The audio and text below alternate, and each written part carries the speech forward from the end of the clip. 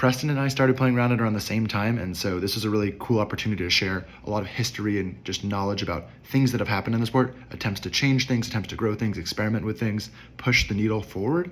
And I hope you guys take the opportunity to learn a lot of what we've experienced, some thoughts we have about past things and some present things. Of course, Preston's not as plugged in right now, so he's not necessarily having all the context of what's happening in the sport and community. That's totally okay. I think if nothing else, he shows his passion and love for Roundnet nonetheless. And I know it's a long one, so sit down with this when you can, save it to your watch later, jump around on the chapters. I won't be offended. Please consider leaving some comments and questions for things that you want to know more about. And of course, in the description, every link to support me following along. If you want to tip me for the work, I appreciate it. But at the end of the day, the biggest reason I do this stuff is because I want the sport to be bigger and better. And I think not knowing what we don't know is a huge problem. So I appreciate you all just giving a little bit of knowledge and context. Enjoy. Today I'm really excited to be in person for an interview and conversation because usually I'm just calling people like all over the country and world. But if you don't know, this is Preston Bies to my left, your right. And man, I mean, for starters, he's the 2016 U.S. National Champion, one of the best players to ever play on a lot of lists. He also, with Ryder Even and Era, is the co-founder, originator of How to Roundnet. There's a really small chance you're watching this video and haven't heard of How to Roundnet, but yeah. but if you haven't, like I'll link all the things in the show notes as I always do. I haven't been here, so I don't know. Among other things, Preston's someone that I've competed with a ton back in the day. I will hold you to, at some point you said you really didn't want to play against me. I was literally about to say, still top 5 player, so, I don't like playing against. Just because I'm such a, I think because my mechanics were probably so unsound that you were as a coach like, this guy doesn't make any sense. He's a lefty, he does all the weird mechanic stuff, doesn't work. But we never got to run a tournament together, unfortunately. Just like, I think at least one pickup or two. So hey, I'm thinking about playing Advanced Nationals this year. Yeah, you told me about it for the, in Rock Hill, so. Yeah. I will probably make myself busy doing something silly, if I'm being honest. That's how I always do it. I booked a flight to Chicago, then I thought about getting a partner, and then I canceled my partner plans because I'm just going to like observe and stream like a crazy man. I'll find somebody. But this is Preston Bies. He's now a really high-level pickleball player. Would you call yourself a pro or semi-pro? No, I'm definitely pro. A professional pickleball player / coach. Yeah, I mean, when I was hurt, for sure, solely coach. Now on the rise to hopefully do something. I mean, I can compete at the top level. Will I win at the top level? No. Yeah. Well, that's my Roundnet career in a nutshell. Right. So I'm Ben Dantowitz of pickleball. Yeah. That's a high compliment, I think, for me. Yeah. But yeah, thanks for sitting down with me to chat. Yeah. I know we've talked a lot about Roundnet, and I think the reason I wanted to get you and get your perspective is just because a lot of people that are playing today, like you said, maybe don't know who you are and certainly didn't experience the wave of the sport that we experienced in the 2015, 2014, all the way out through really through COVID. There's like 4 or 5 years before a lot of people then picked it up in quarantine. Yeah. And I think it's just worth understanding, not necessarily like what we think, but just understanding like what happened in the sport and maybe some of the whys behind it, how it happened. So in the future, we don't repeat mistakes, and also maybe we can learn something. Like you don't have to agree with what we think, but I think just hearing what's gone on is helpful background. And I think for me, I used to just get to read a Facebook group and learn everything, and now it's really hard to know what the heck is going on. So I'm just trying to get more information out there to you guys. So I hope this is really helpful and informational. And if not, at least a little entertaining because Preston's pretty silly guy. Who knows? Who knows if it's entertaining? Okay, so spectating Roundnet. Yeah. Like what's the state of the game? Obviously you play pickleball, which is ballooning, exploding because of how accessible it is, not only to play, but also seems to be pretty watchable for a lot of people. But focusing on Roundnet, what would you say the current state of Roundnet is? And we can talk about maybe how it is veered off the course you were hoping it would be on. Yeah, I mean, just to go off of your take of me intro-wise, if anyone doesn't know me, I was very opinionated about how the sport should be. I don't need to hype myself up or throw myself down, but I hoped Roundnet would be in a better spot than it is today, and it's kind of exactly where I thought it was going to be today. And it's not a who's right, who's wrong, it never has been. But going to right to spectatorship today, it's tough because, I mean, I don't know. I think when I left the game, call it I don't even know when I left, 2021 maybe? I mean, 2022 was the How to Roundnet. Yeah, we played in one tournament. Yeah. But yeah, I mean, I kind of phased out after 2019 is when I lost interest in watching or training or playing Roundnet because I just thought that it was at a point of no return. And I think that shows drastically in today's way. I know earlier before we started really doing this, you said it's like lightning in a bottle watching Roundnet. That's how I feel like Roundnet always has been. Minus 2016 and before. I felt like 2016 and before you had games where people would stop and stare and watch and hang out for a while because you can hang out for a minute and see something cool. Versus now you hang out for 20 minutes, you might see something cool. And that's maybe an exaggeration, 20 minutes, but I don't know. I think watching today's game, and I watch very little. I never have liked watching it. I never have enjoyed watching it. And this is not to crap on Roundnet. I just think what it could have been is what makes it so hard for me to watch Roundnet now, in my mind at least. Sure. It's just a lot of serve heavy. Hitting is atrocious now. I think technique is awful. I mean, people just hit as hard as they possibly can with no finesse. Defense is fine because of how hitting is now. People just rip it, so obviously you just chuck a body in front of it and it's all good. But yeah, I mean, if you watch a Roundnet game from start to finish, call it a 20-minute clip, 90% of it's going to be people standing still doing nothing, which is fine. I mean, that's what it is inherently, serve and then play and then stand and whatever. But there's a lot of double faults. I think people are getting higher in their consistencies. I know that was always people's perspectives. They're like, oh, give it time. Well, and the percentages will go also up. work the right that people have to do the work to right. People have to get there. To show that, right. You can't just sit there and be like, someone's gonna make this look good. Right, but that's the thing is, at the top levels, it's some of the top players now, from a setting perspective, from a hitting perspective, are pretty atrocious in my opinion. But they're super sick on the service line, and they would beat me 21-0. Sure. They would stand there, and I would be like, this is great. But that's also a byproduct of hitting, and always has been. Hitting has always been the problem and will always be the problem. So anyway, spectator-wise, I would never watch Roundnet. I wouldn't really watch pickleball, to be fair. I think pickleball is more fun to watch because it's structured to have rallies. Sure. I think I understand enough pickleball and still haven't gotten excited about watching any amount of pickleball. But the thing is, pickleball has the reverse problem. There's no flair. Like there's no big athletic movements. But that's how pickleball is geared for. It's serve it underhand, uber technical. let it bounce. Yeah. And then the hand battles are exciting, but unless you have some sort of grasp or remote, relation to it, like you don't really grasp like that people are ripping balls 100% and you're just kind of watching it and it's like, oh, that was pretty cool.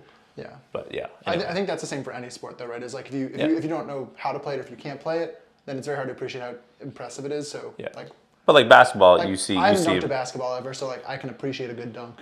Yeah, but the thing is, like, you see a 7-foot dude freaking, dunk on another 7-foot dude. You're like, this is something cool to watch. And inherently has built-in athletics. Whereas spikeball, I think it could have been the greatest spectator sport known to man, because you could do flips, you could do sprints, you could dive, you could big rip.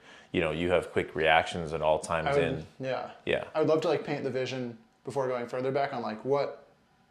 Besides like using all those athletic maneuvers, like what like optimal Roundnet does or would look like to you if in a world where you could solve for the athletes maybe being a little more athletic, the athletes being a little better trained. Like what are the big ingredients that you see? I think everybody agrees hitting's too easy.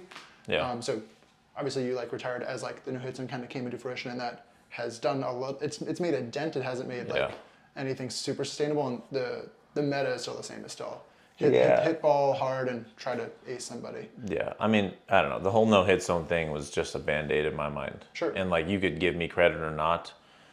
Everybody who hated me gave me credit for it, and they were like, you dude, like, you ruined the sport. And I was like, shut up, it's going to be fine. And within 3 months, everyone was like, it's okay. Sure. But no, I pushed the no-hit zone because that was the only thing that Spikeball / the people who were in charge of rule changes were willing to accept as a potential solution. But like Ryder and I remember went out day one and we're hitting with the no-hit zone. We're like, this is not going to last. Like this isn't going to be a long-term fix. But yeah, I mean, hitting has always been the problem. But I mean, it's tough. There's so much stuff to talk about of what could be or how Roundnet should be. Sure. because you could say it should have defensive touches, 20 feet off the net, diving and bring things back like the old days, which is cool. But in order to get that, like, you have to have rule changes, you have to have equipment changes. There's so much stuff. But I'd say, like 2016, I always bring up 2 guys versus Chico, like the finals. Like, for me, outside of being bad at Roundnet, like, if you watch us all play, we're pretty fundamentally terrible, myself included. Don't worry. I didn't win that tournament. For all people who don't like me out there, it's okay. I was bad too. Only one of us won that national championship. No. But the thing is, like, it has nothing to do with me in that game. It's just like, if you watch those games from start to finish raw, you get the lightning in bottle effect, but it's constant. Every 3 to 5 points. Given you have Sean and Skylar, who are not powerhouses, they're not going to hit it too hard. They're very consistent. You had Troy and I, who I think at the time were 2 of the best athletes in the sport from a adaptability standpoint. So, like, if you watch me play, I literally played like volleyball. I used jumping to my ability, diving to my ability, and just hands. Yeah. Troy used just reading and ran around circles all day. I think that is what Roundnet should look like with better form. But the thing is, like, we outgrew that in 2017. You saw. And obviously, like, getting the variables right on, like, how fast a ball should move or what the net should do is, like, it's not something you can solve in, like, one conversation. So, no, like, but I think, like, the challenge is, at least, again, you mentioned, like, Spikeball at the time wanting to push the no-hit zone forward. Yeah. It's like, oh, we have the resources to only really do this patchwork thing. We can't just iterate and do all this testing, have the resources. I'm very curious, like, on that note, to ask you about how you engaged with, like, at the time, really, like, the governing body for the sport of Roundnet was just, like, Jack Scotty, Nora White, like, Spikeball employees, and then a couple other volunteers that helped out. Yeah. And I would love to, like, understand how you maybe tried to push things forward. And I've got I feel like there's a couple other memories we can unpack. But it's just like you said, you just spout ideas really loudly. Maybe not in, like, the friendliest way, just like the loudest. No, but see, I would disagree though, because I tried to be nice early on, and I tried to keep my reputation clean, because I cared. Sure. I mean, like, I think I cared more about Spikeball than everybody in the world at the time.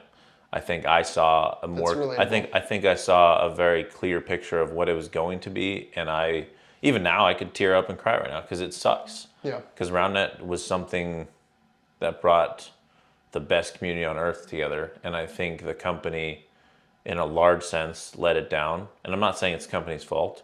I think the top players in the world let it down immensely. I think PJ and Tyler were the best and worst thing that ever happened to Spikeball, because they showed us that there was a next level, but they also did nothing to push the game forward for the future generations, because they were enveloped in being the best. But for me, it was never about being the best. Like, I won nationals and I almost retired in 2016 because Troy was very clear. He was like, the sport's dying. When you talk about, just to unpack that, like, not pushing it forward, you're mostly talking about, like, not coaching or not, like, helping, like, raise everybody else's level? No. PJ and Tyler were great with coaching. Okay. They were phenomenal for the community. No, I'm talking about in terms of rule changes, in terms of equipment just changes. trying to advocate for, I see. Okay. Because you said my relationship with, like, the company and changing rules and stuff. Because, like, early on, like 2015, 2016, I was still... You were okay. I was fine. You were getting good. But I wasn't at the top. I wasn't the number one spot. But for me, I was still like, hey, guys, the sport's going to die. Sure. Because I saw the flawed game that could easily be taken advantage of. I won nationals after 1 year of playing, pretty much. Yeah. I played in 2015, I think, with Tom Witt. Mm-hmm. That was my first season. I went to like 4 tournaments. Yeah. And Me too. Nothing. It's just tough because in 2015 I was like, okay, this is a game. I wasn't really playing, but my first season, call it a year and a half, it took me to win nationals. It's like, I feel like Troy and I broke the game because we hit with both hands, and people were like, that's cheating. But the thing is, like, working with the company back then was tough because they were trying to grow a product and make a bunch of money, which is fine. But the promises that were put out there, at least in the players' eyes, was that as they grow, the sport will also grow. From an investment standpoint in players, from a communication standpoint. I think that's exactly what I want to talk about is like this idea that Spikeball at the time was, we're going to grow the next great American sport, and then they changed it like next great global sport, and then they were like, we're kind of busy, we're doing a lot of stuff and just trying to grow this company. Right. Where along the lines, I feel like, for me, I was like, oh, if I just am happy about Spikeball and just support it, they'll solve all the Roundnet problems, and we as a community, we don't have to worry about it. We can just let them figure it out. How much do you feel like that impacted like the expectations on the players to actually do the work and drive the sport forward? That this company is saying and messaging, don't worry, like we're pushing the sport forward. Yeah. Trust us. And at least for a couple of years, right, it sounded like there was some momentum and progress. I think like before you and I started actually, the sport was what was helping get the word of mouth out to players. And then eventually the switch flipped and Spikeball had to now invest and just pretty much pour money into the sport. I mean, but again, I mean, it's tough because in 2015, 2016, when they go on Shark Tank, 2015? 2015. I think 2015. Yep. So 2015 was like obviously a massive boom. That's when I kind of first was like, I play Spikeball. You know, and it's not on the company's shoulders solely to do it, but their promise early on was, we grow, you grow. Just simple and plain. And then when they got busy, it was very clear in 2016, you know, after I won nationals, that's when I was like, nothing's going to change company-wise, because they're growing a product and they're making a bunch of money. And honestly, if Chris Rudo or whoever is hearing this, probably not. But the thing is, like, I don't blame them for doing what they did. I blame the players for the lack of growth in the game because people wanted to be good at a flawed sport. I put a lot of pressure on the company, and I would call Jack, I'd call Chris, I mean, I'd call everybody, and I'd say, you guys suck. You know, over the years, 2017 to 2020, I was really putting my foot down and saying, hey, like, nothing's changing. But, you know, it's like, it's tough because nobody wanted to sacrifice their reputation and... Well, not even reputation, like, it also just but their spot in like the hierarchy of who's good, you know. Oh, right, like if we change the rules, then it makes me worse. Right, and that's the dumbest thing ever. I remember Tyler, he's like, you just want to make the sport harder because like I'm on top or something. It was, I can't want to quote him, but like, we'll paraphrase. But the thing is, like, that was everyone's mentality, and it's not just Tyler, but everyone. No, even Chris Hornacek was like, hey, like. And I was like, guys, it's not about us. Like, it's about the kids today now who can't pursue Roundnet, who love it. But they can't pursue Roundnet as, like, even a... You know, I think it was last year, Spikeball gave Buddy some sponsorship or something. Sure. To do... Like brand ambassador. Yeah, but I think he got, like, $20K for the year or something, or whatever it was. I have no idea the numbers. But even $20K for a year would have been crazy. Sure. Yeah. If it was for the top 20 players, top 10 players, you know, but the fact that was like their big push and investment into the sport is because somebody was doing exactly what I was doing for free. It's just comical to me. But anyway, my relationship with Spikeball and the company 2016 and on was pretty not great because, and the whole community, I think there was people who loved me because they were like, he's the best, he's trying to do something positive. And then there was the other top players who were just frustrated because they were finally getting to see the light. And they're like, he's trying to change everything, like, frick that guy. Yeah. And there was some players who wanted change. It's just tough because now we're exactly where I thought we'd be. Honestly, to a T of where the sport has changed almost zero in the past 3 to 4 years.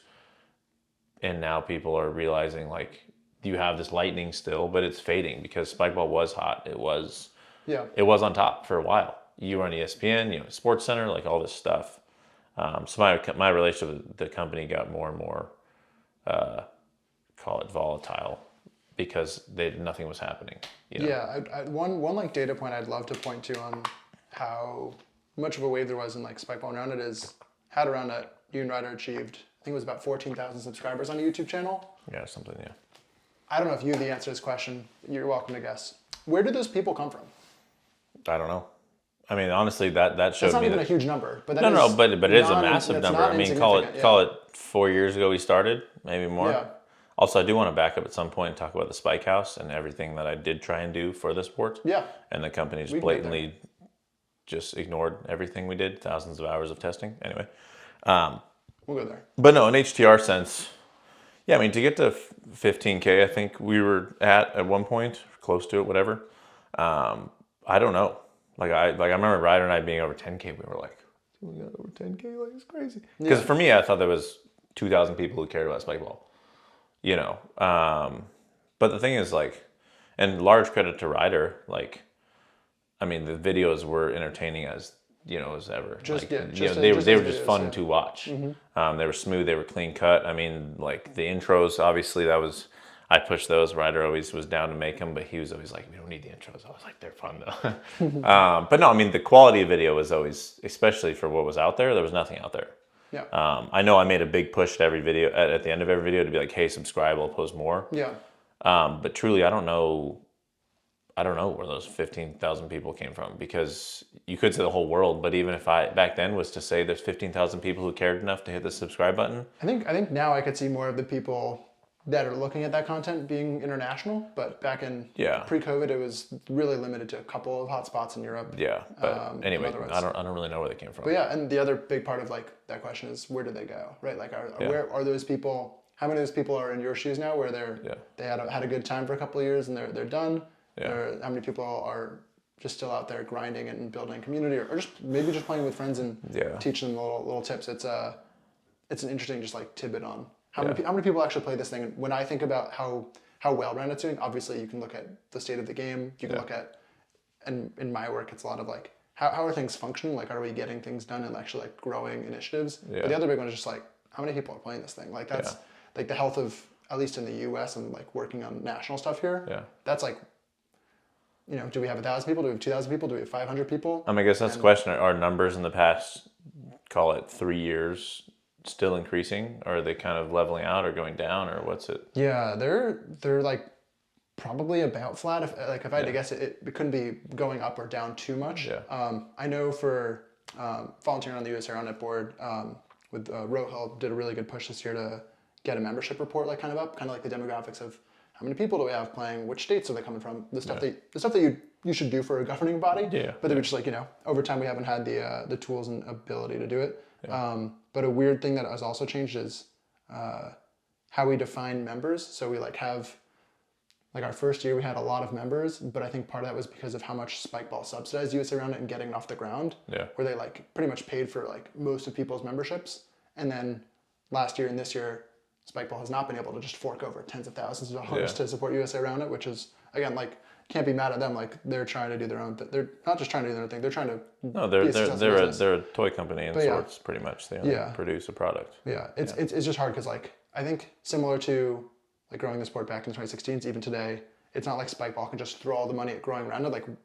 My big take is that you and I, maybe not you, it's okay, no pressure. Yeah. But anybody that wants Roundnet to grow has to put their own skin in the game and say, this is something I care about. I want to be a member of my local club, my national club. And in the same way that you felt like a lot of top players didn't really feel invested in growing the sport, I think right now my angst is not necessarily top players, but even a lot of players don't even know why should we even care about the collective sport? I think back in the day it was small enough that people understood how it was all connected.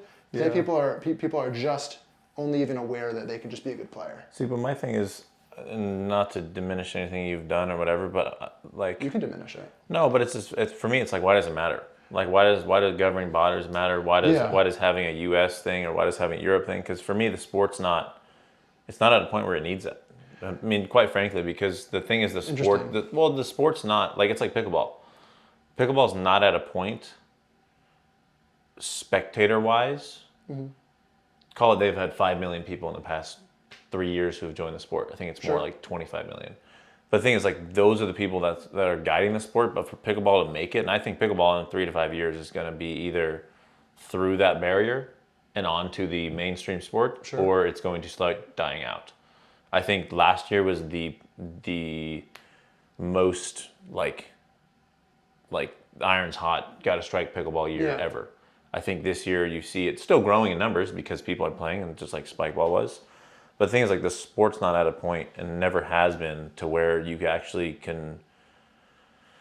Who cares if you have 10,000 people or 2 people? If you make a sport that actually wants to be watched by millions, that's where it matters. And I'm not saying what you're doing doesn't matter, because I think what you're doing is very good. I'm happy to speak to it if you want to. I'm just curious. I just want to get my point across clearly, because I'm not saying what you're doing is bad, and I don't want to crap on it. I think the challenge for me is I'm always trying to figure out, we have to do all the things, not just 1 or 2. But I agree that having mass broad appeal is a really critical thing, so you can get buy-in on sponsorships that are exogenous, that are outside, insurance sponsors or big sponsors. You can get funding for everything. You can't fund it otherwise. I think that's what to go like outside of sports. Like that's what even like Netflix is figuring out right now. Is like you can't just have people pay for the membership to be like revenue viable. They have to have like the ad supported tier. Yeah. And like that's just a funny thing about like even one of the biggest platforms in the world that has all the eyeballs is like Yeah. we need to sell ads. So like of course pickleball or Roundnet needs to have enough eyeballs to sell ads. Yeah. So I totally agree with you there Yeah. from like a business viability side of things. Yeah. The question of whether we should have national governing bodies, that's I think mostly rooted in like the mantra of like we're gonna get into the Olympics and like basically working backwards from what are the actual like things we have to do so that in the next Yeah. 30, 40, 50, like not like 5 years, but in the next like 30, 40, 50 years, maybe while we're alive, could we get Roundnet to be not necessarily in the Olympics, but to a state where it is like eligible to be considered even. Yeah. Where it has enough countries that have the governing bodies and the International Federation. We have the World Championships. We have, I mean, like for football fans, it's like, you know, you've got Copa and like Euros going on, like all those Yeah. kinds of things happening. Those run through like sports federations versus like the Spikeball company brand. Yeah. So again, whether like when we say, oh, we want the sport to be in the Olympics, like just being a member of like your club or like national governing body, like that's like the Yeah. small like step you take as an individual, and then all the things that are done with, whether it's, hey, Spikeball probably shouldn't be in charge of rules, maybe like the International Federation should be in charge of Yeah. rules. Granted, it's like Jack Scotty is still helping work on the rules because now he's not working with Spikeball, but he's just volunteering at the IRF. It's like Yeah. he still knows about how to write rules, and like he asks, we get a lot of, you know, I worked with him on that, just like getting all the feedback in from Yeah. players to build it up and try to make radical changes, try, you know, to steer things appropriately. It's Yeah. like that's all the same, but as far as like who's actually in charge of the sport, like my big why behind like USA Roundnet and other like community-based volunteering is like it's great if Spikeball wants to invest in the sport and like make money off of it, and if other companies want to come in, like great, the more the merrier. But I just think that like we as the players and the community leaders should be in charge of the actual decisions that go into the sport, as opposed to Yeah. like it would be a bad thing if like I don't know if Yola got to make the rules on what's approved for USA pickleball, right? Like I know that's like Well, that's no, all I know that's about all- that's all I know about pickleball. We don't need to get Right now. yeah. It's like a little nugget for anybody that else likes pickleball. It's literally all I know. Don't you can comment if you want in the chat, but I've got no other knowledge about how that stuff works. But right, like it's not that that's a bad thing. It's like a hey, that would be weird if like that was how things got done, right? If Spikeball Yeah. and actually this is probably a good segue into a lot of the testing you did back in the quarantine with the Spike House in Utah, Yeah. where you guys did all this testing, and you feel like it was just all like thrown away or not used. Good if it's used, but confusing if like Spikeball just says, hey, we tested this thing, we say this is going to be the thing and it goes. Obviously, if it's player driven and there's like feedback into it, that's pretty much what the method should look like. It just should go through a player or a community body. Yeah. So I'd love to hear about, Yeah. I know of some of the experimental things that went on there. I never caught an invite, and you know, it's too late to apologize at this point. It's okay. I mean, I don't know. Before I get to Spike House, I guess, yeah, I just see it. I don't know. You've always seen things differently. For me, it's like if you can appeal to the masses, you have a sport. Sure. I mean, the thing is, it's like if I create a sport out of this freaking little springy dingy thing and it was like catching it on your finger, and I had 100 people who were really motivated about it, I could create a bunch of bodies that made it. Sure, like you don't start. But the thing is, if I had 100 million people who love this, you have a potential for a future, and that's always fair. been my thing though, is because it's like, regardless of how regulated it is, if you have the masses, it'll happen. That's where Spikeball I think failed, and that's where all the athletes failed, and that's where I think the company failed, and I think everyone failed me at least, because I was like, guys, we have this amazing opportunity, throw your egos out the window and let's make change.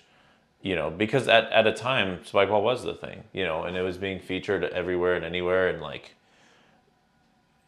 it's just tough. I mean, I think what you're doing is great, and I early on, like, Spikeball did have the say in what happened, which I don't think is right, and I think now where it's sitting is better, but I still think the sport needs to change immensely, and we can talk about things, what I think that could be. Totally agree with that. Yeah, anyway. I'm gonna take like a 2-second pause and just make sure that I'm not being a doofus with this camera. Yeah, I was like, this isn't really good. Let me just- Yeah, we're chilling. Okay. Cool.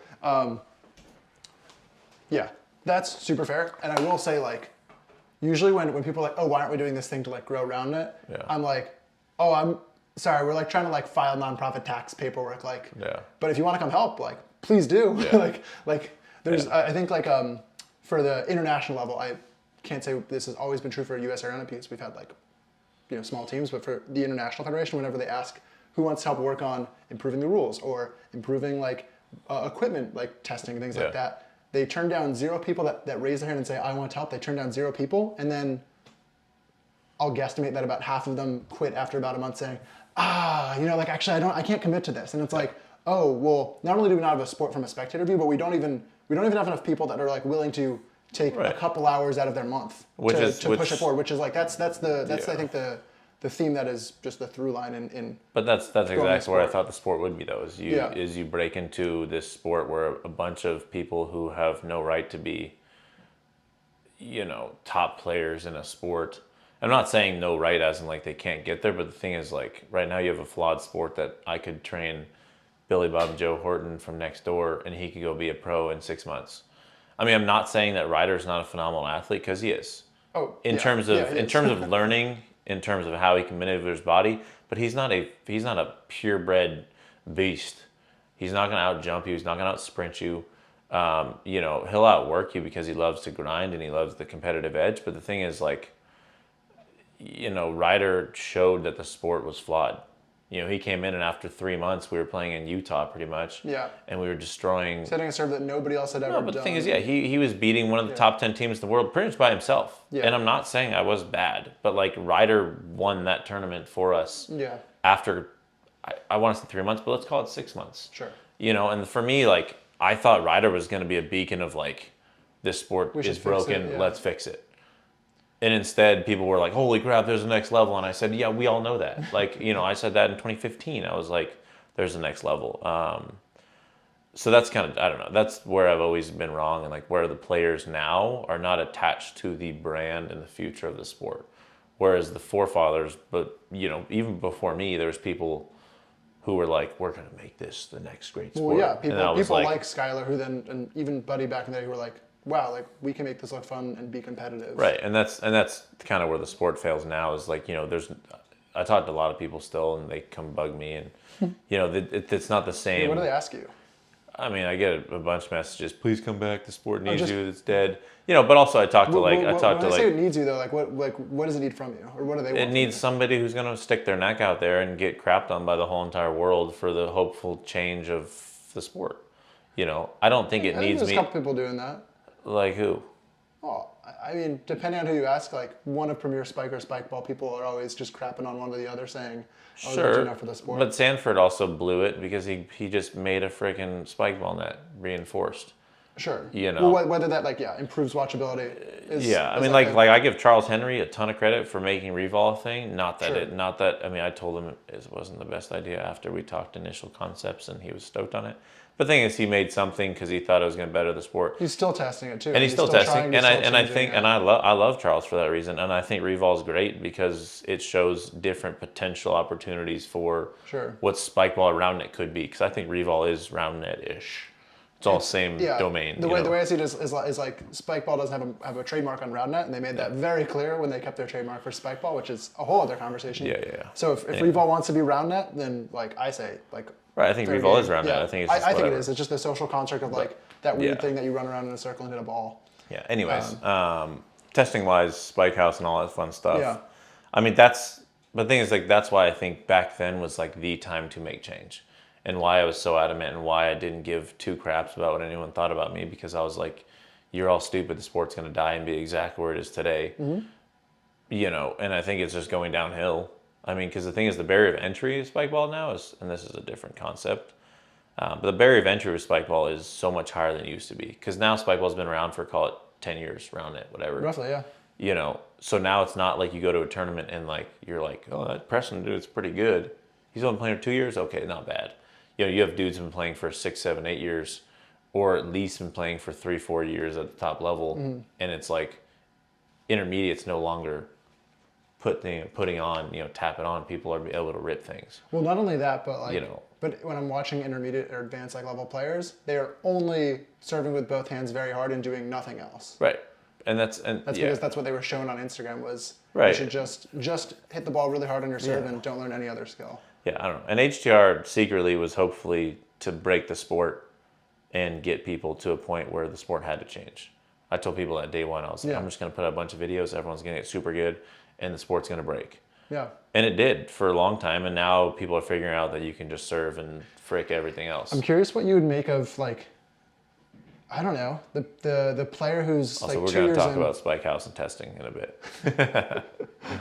Because I need to put that out there. just like what for like the skepticism, the cynicism, the pessimism that you have around the sport's not going in a good route. Like, what do you say to the players and communities that are 1-2 years young at Roundnet and are saying like, wow, this is really fun. We're still on the upslope. We haven't gotten that good. So like, the rallies, like we have really watchable games because we're not playing at a high enough level yet. What would you say to those people, those players, those communities? I tell people all the time, I say, don't pursue Roundnet. I say, treat it as a game and keep it that way. Don't watch HTR. Don't get better. Because the thing is, like, it's going to stay fun that way. Or make your own rule set, make your own division, make your own leagues that you find fun. Because the thing is, eventually, I did a clinic with a bunch of 50-plus dudes years ago. They were obsessed with Spikeball. And they brought me out, and I brought Ryder too. And like, this is when I really realized Roundnet was dead. Is like, I had 50-plus-year-old dudes. They were like, we can't get into Spikeball. We're playing like 5 days a week. We're going nuts. And I was like, hell yeah, this is sweet. That's insane. I never heard about this story too. Yeah, and the thing is, like, I told them, I said, don't have me out. Because the thing is, the second I teach you how to be better at it, in terms of how to be better at hitting, how to be better at setting to set up the hit. Sure. You know, serving, I didn't even really focus on. But I was like, the thing is, once you get good enough at hitting and or serving, you know, nowadays game, because people are just bad at like everything else besides serving, you know, it's like the rallies go away, the fun goes away, the reason why you love the game goes away, and literally within about a month afterwards, they stop playing. I've been pushed back a ton. I'll at least like push that. I do like I've seen the same player, and not like one individual player and a couple others. Like they've gotten better at, that player's gotten better at defending. Other players have gotten better at defending. Those players have gotten better also at setting and hitting. I think you said you don't watch a ton around it. I'm not saying like, hey, go check out this match or that match, but I would at least submit that players are getting better at some of the skills that aren't just serving. I don't think I don't think top players. I think the very best players are rounding out their games enough and forcing forcing everybody else that wants to be at the level to round things out. But yes, there are pretty good players that just serve. And to any top players watching this, you would absolutely destroy him around it. Don't trip, because even like that's not what this is about. No. But the thing is, people give me so much crap because like, Preston, you think you could just come back in and be the best, or you think you're still whatever, or you think the best of all time, and I'm like, sure. That's not really the point, though. No, but the thing is, the point never was to be the best. Sure, I'm going to talk like I'm better than people because I think fundamentally and technically speaking, I was. Sure. Whether that correlates to win, who cares? You know. And also, right, but the thing is, no one watching said I really want to watch Preston because his technique is so good. Like, it wasn't like if everyone had really good technique, all of a sudden the sport would be more watchable. So that is no. I think the sport would be way worse. I think people. I think people nowadays, like. It's just tough to watch because you can get away with, like, Frederick Hinkle was like the huge downfall for like good technicality from a point of like Roundnet, hitting wise especially, because he just hit the ball as hard as he could. And I've always said you could just swing as hard as you want and it worked. And Frederick was like grip it and rip it. I was watching and it's fine. I was watching back the interview this week of he heard that from you, and then he taught all of Texas A&M hit ball hard. Then Texas hits ball hard. Now the U.S. hits ball hard, more or less. Right, but I remember talking to him. I was like, dude, like that's a real thing. You could do that. Yeah. I just didn't find that to be something that was like fun to do in Roundnet. Sure. Because that just destroys the whole entire entity of the game. And defensively, I think like Ryder last year, he was a top 10 player. How many tournaments did he play? Like two. He won two. Yeah. But that's the thing, is because Ryder fundamentally, I think, is probably still the best player on the planet. If you give him a week to get a touch, to hit, to do things, I think he's better than everybody. Because the thing is, you can't play defense on Ryder like you play defense on 99% of players nowadays. He'll just hit around you, he'll hit under you, he'll hit over you, because he has the ability to. Yeah. To play 2 tournaments and be a top 10 player is just a big crap stain on Roundnet. I think people are very good at defense. I've watched some clips. I'm like, holy crap, I would never do that. I couldn't never do that. I would need to train for a long time to. Even Clark, I was messing around with him at 4th of July, and some of the touches he was getting on balls, given I haven't played Spikeball in 2 years, but he was just like, he like knew exactly where it was going. And I was like, it's kind of impressive. But people also just, it's a more raw, rough game technique-wise now, but anyway. That's fair. I'm gonna sip some water. Why don't you tell everybody about this Spike House? Okay, Spike House, frick. You can take a water break. So was it 2020? I'll tee you up. 2020, Taylor Sanford was like, "Hey, I'm gonna Airbnb my basement." Don't give Taylor Sanford this side. No. You just said I'm gonna Airbnb my basement. You said, "Oh, what if I just like got a bunch of Spikeball players together?" I watched back the old HTR clip. Okay, but you got to give credit to Gasway. To Gasway saying, "Get everybody together and then test." No, stuff. because Gasway called me and he was like, I forget what he said. Said it straight. I don't remember exactly. I want to give most of the credit to Gasway because I'm pretty sure he called me and he was like, "Oh, I think I'm going to Utah." Oh, because him starting that out. Okay. I'm pretty sure. Yeah, he called me. So I'm mad at Gasaway for not inviting me to the Spike House now. No. It's for sure my fault. Okay. Yeah. No, because Gasway was like, "Hey, I think I'm going to Utah or something." Regardless, he introduced that Sanford's basement was available or something. Yeah. And then I was like, "Well, frick, I'm gonna get everybody together." You can fit a million. But mainly because I was like, Spikeball's not doing anything. The company, in terms of progressing the sport needed the top players to get together. I also think nowadays that should be something that just happens. I think you get the top 12 players together, whatever, or even top 8, and you get them together. And little round network exhibition, maybe. Yeah, but we'll test test a bunch of stuff. We'll test it all. We'll test it all. We'll film it all. And we'll produce the hell. That's what I'm saying. Yeah, I think you put up, the top 8 players who actually care about the sport and want to see it grow, and don't care about their current reputation of being the best or not, because that doesn't matter. Because the whole goal is to get a future where Roundnet is. I don't even care about Olympics. I just want people to be able to pursue Roundnet as even a 3 to 5 year professional little track hobby thing, part-time job. Yeah, it's like pickleball. Now you can do it and you can make money. Anyway, so Spike House. I mean, we tested stuff before, and I remember you always hounding me. Well, Preston, you got to put numbers out there. And I finally got pissed enough where I was like, frick, I'll just get 30 people in Utah, and we'll literally test 5-6 hours a day for the entire month. Just to like check on that. It was because back in the day on Facebook, people would be like, "Hey, has anybody ever tried this idea? I think it'd be really good." And well, then, I would also comment and be like, "Dude, just do this. You guys are idiots." Yeah. Well, like Preston would also put ideas, but people would be like, "Hey, I think we should just do this one thing," and people would be like, "Yeah, you're allowed to go try that, and then please let us know." You can film it. Like it doesn't have to be the best thing, but you can still do that today. By the way, like. Tucker, you could test out. Tucker is like, I'm doing experimental Roundnet, but like anybody can experiment with Roundnet. Like it's not like if you actually care about this sport, like you gotta do something. Yeah. Anyway, you guys got people together. So we got like 30 people, and at the time, I mean, I didn't get PJ and Tyler exclusively because they didn't care, and they wouldn't put. I will say there was a pandemic also. I'm not. I agree. And I remember I think you commented on something. You're like, "Yo, isn't there like a pandemic?" And I was like, "Yeah, whatever." Yeah. Spikeball is we got to make a sport. Which like I'm glad that everyone was okay at the time. I was just like, hey, dedication to the game, like. For me, it was the perfect time to do something super large scale to where the sport could potentially change forever. Yeah. That's how I saw it. It wasn't like a. It wasn't just a hangout. It wasn't like an ignorant like frick COVID. I'm gonna do whatever the heck I want. It was just like this is literally the one time where no one's doing anything, so we should do something. I'll come back to that. Yeah. Anyways, but yeah, so you got everyone together. Got everyone together, and the premise was, hey, come hang out, but I need you to do work. Like I worked everybody, and honestly, it was tough to run it because people were tired and they were miserable and they were.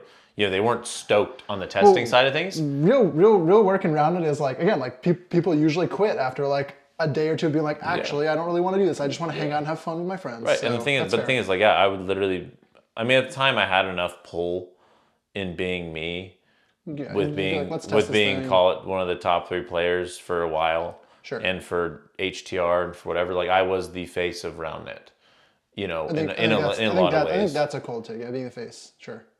Cold take, sure. But regardless, like I was the guy. So I was like, frick, I'm going to throw out my reputation here. And like, honestly, a lot of people I feel like left having one of the most life-changing trips of their life. I felt like a lot of people kind of hated me after the trip because I was the annoying dad in a lot of people's days where I was like, you got to go play. Like that's me at every tournament. We got to get 10 games in each. And we tested everything. And we literally put probably like 350 or 450 games of testing in over the course of a month. And I remember Ryder one day, like he was like bleeding from his hand. And I was like, you have to play. Got to moisturize. Yeah. I was like, you have to play. Like, sorry, And, people enjoyed it because they also cared about the sport too. But like selfishly, I was like, this is the one time where we actually can do stuff. Anyway, so we tested higher nets from 12, 14, 15, or 14, 16, 18, all the way up to 22. Inches We tested different balls. We tested two-man receive. We tested use sides. a bunch of different balls. We did, I don't know, I forget. We did a bunch of stuff. Some no-hit zone-y type stuff. You filmed everything, right? We filmed everything, like everything, and we sent Yeah. it all in, and we sent all the data in. We like compiled it. We had little tickers, and Yeah. people would have them in their pockets, and like we would do ups, we would do touches, we would do aces, we would do all sorts of things. And for me, it's like I didn't broadcast that to the world because it doesn't matter. You know, like the world didn't care that we were testing stuff because they didn't know. And that's why I think the top players should get together now and should have had power in what changes are happening. I know you would disagree with that early on, at least, because like the governing board of the USA board, whatever. I think the player voice is like actually really important. Like, yeah, but I feel like that Yeah. didn't matter early on to you and a lot of people. oh, interesting. Okay. Well, no, it mattered. No, I'm but trying the thing to is, understand. Yeah. no, but like a lot of like on the whatever the board that created change, I forget what it was called, but like Harding was on it. Oh, for like the Spikeball Tour Series board. Yeah, whatever that Sure. was. Like that was just That was just people that have been playing Roundnet for a while. right. just But giving that their was best just a joke guesses. because all the top players weren't allowed to like really have a huge say in it or be on it. Where I was like, dude, we're the only people that matter because we actually see it, and everyone, even like Sean was on it for a bit, I think. Well, yeah, I guess And just for he like was context, he was like hitting's not the problem. It And was I like this board was like a maybe formed in like 2013, 2014, and it was formed of then like I think at the time like Skylar, Sean, really good players, 2013, 2014, Harding, Brumby, then at the time one of the better players, and then over time. yeah, but even like Talon was on it forever. What's that? Talon Peterson, or whatever his name Oh, is. maybe, yeah, but just like Yeah, I think but I like was like, different why the hell is he on it? Sure. Good, really good dude. But yeah, it's like never Really good dude, really never good. top player, amazing guy. Yeah, no amazing way he's dude. watching this, but man, if you guys ever get to meet Talon, give him all the love. He's a great guy. Good dude. But anyhow, I agree. I actually think like that gap of like players feeling like they're supposed to have buy-in and like having the mechanisms. Yeah. Just for my 2 cents on how I treat USA Roundnet right now is I beg. Not just top players. I beg everybody to give me like thoughtful input. Yeah. And most people are like, nah. And then they go, why'd you do that? So again, I think But that's what I'm saying. I think it's flipped now. at the time it sounded like maybe you and other people felt like disenfranchised and didn't have a voice, which wasn't great and did harm things. But Right. but yeah, so you did all this work, you sent all this info in, and it sounds like it's just sitting somewhere. It literally. Yeah. But the thing is, like especially See, tall net. Just for you, like I knew you guys tested stuff. I knew you guys tested like taller nets. I knew you guys tested like do you guys test like different diameters maybe too? Yeah, you bent the rims in and stuff. Yeah. We literally had small net. We had different balls. We had a bunch of different stuff. Yeah. Like just like you guys know, I've like been involved for a long time. Like I was never really clued in on anything other than like, oh, we tried these things and like maybe they'll be helpful. Yeah. And the only thing I otherwise heard about it was just like, oh, like maybe for Taylor Sanford like hosting that when he first made Premier Spec, he was like, I'm gonna do a smaller diameter. And everybody who wasn't there because they didn't have any data, he was like, we tested it and it seems helpful. Everyone said, no, that's too radical of a change. And now he's like, well, I have to be where the market is because players don't want to change it. So even someone who was there that tried to like take an insight couldn't. Yeah, it's tough because the thing is like tall net, for example. Like Kenny was there, David was there, Drucker. I remember they had a game where we were all watching, and it was like us. It was like me, Twins, Ryder was there, Grant was there, Fitzy was there that week, Jarrett. But we were watching this game, and I think it was at 16 inches. Sure. Or 14, one of the two. Anyway, regardless of what it was, like we were watching and we were like, holy crap. Like this is some of the best players in the world.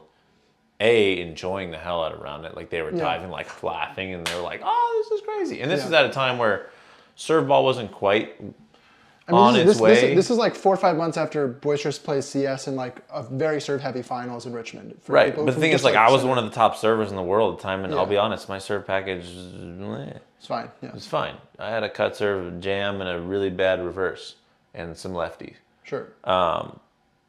But yeah, I mean, like I remember sitting there and watching that, and we had pushed so hard. I remember getting on calls with everybody, Nick at the time, Jack, even up to Rudo, where I was like, dude, we literally have hundreds of hours on these nets and different balls and everything, and this is the fix that like we know for a fact would put the sport in the next level. And no hit zone. And I did that no hit zone tournament in SoCal with cardboard cutouts, and like people were thinking I was stupid as heck, and they were like, can't do that. And I was like, I'm gonna do whatever I want. You're making my editor work really hard to get all these screenshots and stuff. By the way, I love it. Yeah, I still have the OG. The bad news is I'm the editor. Well, you don't have to edit anything. You could just Screenshots of all these throw a clips. piece of cardboard. Anyways, but like that type of stuff, like after call it a month of me trying to push stuff, it just gone. And Spike House was great, and we made a video, and people were like, "Oh my gosh, Spike House, we missed out." Yeah. And I'm like, "But we didn't post a single thing about testing." About the testing, because that was like, it was like experimental, like. Well, because the thing is, stuff I didn't think it. Spikeball would probably I didn't use that or something. Because that was before I was really, really, really vocally outward about like Spikeball sucks. Yeah. No, because before I was trying to do it right. I was trying to do it right. Like partner with Spikeball and growing this part, which is like. And I will say the they gave me I think $3,000. They paid you for all the testing, yeah. It wasn't for the testing. I just said, can you give us money to do all because the the thing is like I want to be able to buy like I had to like buy some beds. I had to, I was just like, look, if I don't go under this month, I'm fine. Yeah. I think I came out with like an extra few $100s and I was like, woohoo. And I spent it on gas driving home. Yeah. Anyway, that was before I was really, really, really outwardly adamant that Spikeball, the company, sucked, because I really thought that if I put in a month with the top players and we all were like, hey, this is our feedback, they might do something. And then it was like as if nothing ever happened. I'm really curious. And I never went to the community and said we just put 500 hours out, whatever it is. Yeah. And Spikeball pretty much said F you by doing nothing with it. Not that they promised, not that they said anything. But the thing is, like, if a company says they're going to try and grow a sport and the top athletes just got together forever and said, hey, we tried some stuff. This thing is the move. That's when I really got upset, because I was like, we just put a month. And literally, I think I made some better relationships, and like Michael Sue was born out of that trip.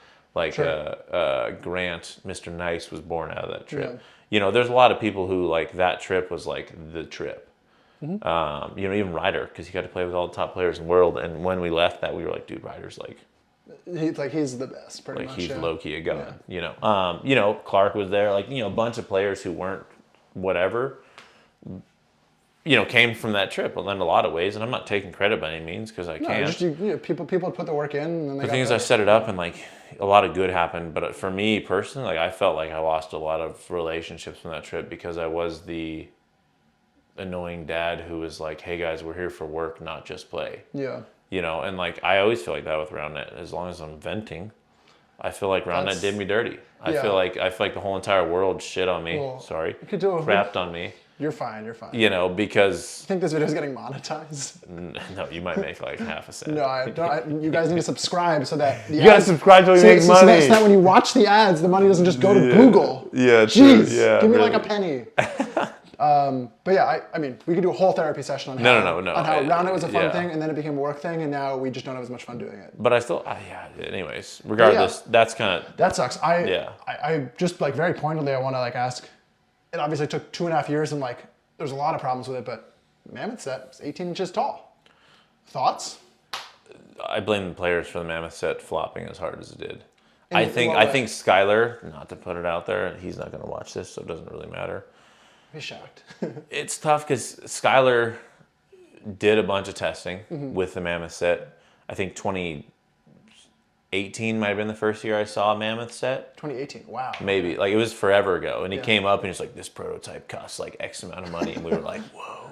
We were like, this thing's a transformer. And we were like, this thing's sick. But the thing is, then we gave him feedback on the ball, on the net, on everything. And we were like, don't do this because it sucks for these reasons. Yeah. And then, like Spikeball does, it was just kind of like they needed something, so they ran with it. And again, not to put it on Skylar, because he has deadlines and he has people down his throat doing stuff. Yeah, I think Skylar probably takes the crown for like having this fun thing, and then it became a work thing, and then he like kind of like had to. I think Skylar loved Roundnet as much as me, as much as the next guy. Yeah. It's just tough because, even Jack Scotty, I always hated Jack for a lot of reasons, because like, you don't do shit. But then the more I talked to him, I was like, okay, he really loves Spikeball. Yeah. It's just that he doesn't have resources and he's working for a company, whereas I'm outside the company. Yeah, and you're like, I want all. Well, because Jack always told me. I'm like very close to Jack. I'm like, I know you don't like. No, hate Jack. Like, No, I don't which is hate very funny Jack. 'cause But the Jack amount also of told work me I've to. seen Jack him also do. like told me like quit the sport at one point if I didn't like it. And I was like, Jack, you can't say that to the top But player. I might. Yeah. I was like, I'm the top player in the world right now. You're gonna tell me to quit, you know? But the thing is, he was under immense stress, and like the more I talked to him, like the more I realized how much he loved it and still loves it. Yeah. And you know, I love Jack. He's a good dude. I think that is a very like emblematic thing. Is like we get all these people together who love Roundnet, and then we want to make it better, and we're like, why aren't you doing more? Why aren't you doing more? And then everyone's just like, oh, actually, it's because we have no resources or no time or. Right. But again, that goes back to my point of making the sport great so that there is funding. Because, I mean, early on, there were sponsors coming through. I mean, Skylar had a sponsor with Cliff Bar, which not that it's huge. No, but at the time, you've had a Cliff Bar. But at the time, that was massive because they were willing to put their name on Spikeball. Yeah. Because they saw the potential in it. And you'll never get a sponsor like that ever again because no one cares about Spikeball anymore. I would love to talk about briefly like the attitude and like relationship the community has with sponsors. Yeah. Like, I'll pitch. You can tell me how close or off I am. The way I see the community interact with sponsors is, thanks, we deserve this. We're not going to really support you or buy your product, but please continue giving us money. Ish, but the thing is, there's no money in Spikeball. Which is another reason why the sport needs to grow, viewers wise. Not that there's no money in Spikeball, but like. But no, but the like, people who play. I could buy another Cliff Bar though, right? Yeah, like, but the thing is, the people who play and they don't have the support most it. money, sure. No, but like I lived out. Like I took a road trip around the country to play Spikeball when I was 21, and I was so broke. I sold Spikeball nets like at every tournament, and that was like how I paid for gas. And I lived out of my car because I really, really love Spikeball, and I was like, I also wanted to see the world. I graduated a year early out of college, so I could just go do nothing. Yeah. Anyway, 3 years, suck it. But no, but the thing is, it's like, it's not. I don't think people think they deserve it. But the thing is, they maybe don't understand the importance of showing up for, like, you have to show up for the brands that show up for a Roundnet. Like if I agree, but it's also hard to. It's hard to support a brand when you don't have any money coming in or out. Because the thing is, like, you know, we had some sponsors and stuff. Like when we went nationals, we were like, we're the best in the world. And we threw out our name to a bunch of companies, and they were like, what do you have to offer? Yeah. And I was like, nothing. Oh. Like, you know, I was like, nothing. A little bit of attention, maybe. No, tiny bit. Even HTR, when we had 15K subs, you know, they were like, what do you have to offer? And I was like, well, we're getting, for this world, we are the premier content. You know, everybody in the world will view this if it's Spikeball. I can relate. Yeah, it's like how can Roundnet get support? It's like, well, right. But then I would tell people straight up, I'm like, honestly, if you could dump us a few grand, that'd be super cool. But I can't actually guarantee that you get anything in return. Even like Cathedral.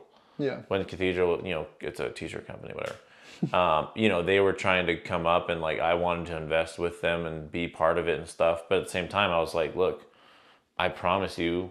And I think HTR shirt was the best selling shirt by like 1,000,000%. Sure. And guess how many shirts they sold at the HTR shirt? I'm going to go with 50. Low. I think it was like 123 or something. Wow. I guess I have to remember but the next best selling shirt, it was like 40. Sure.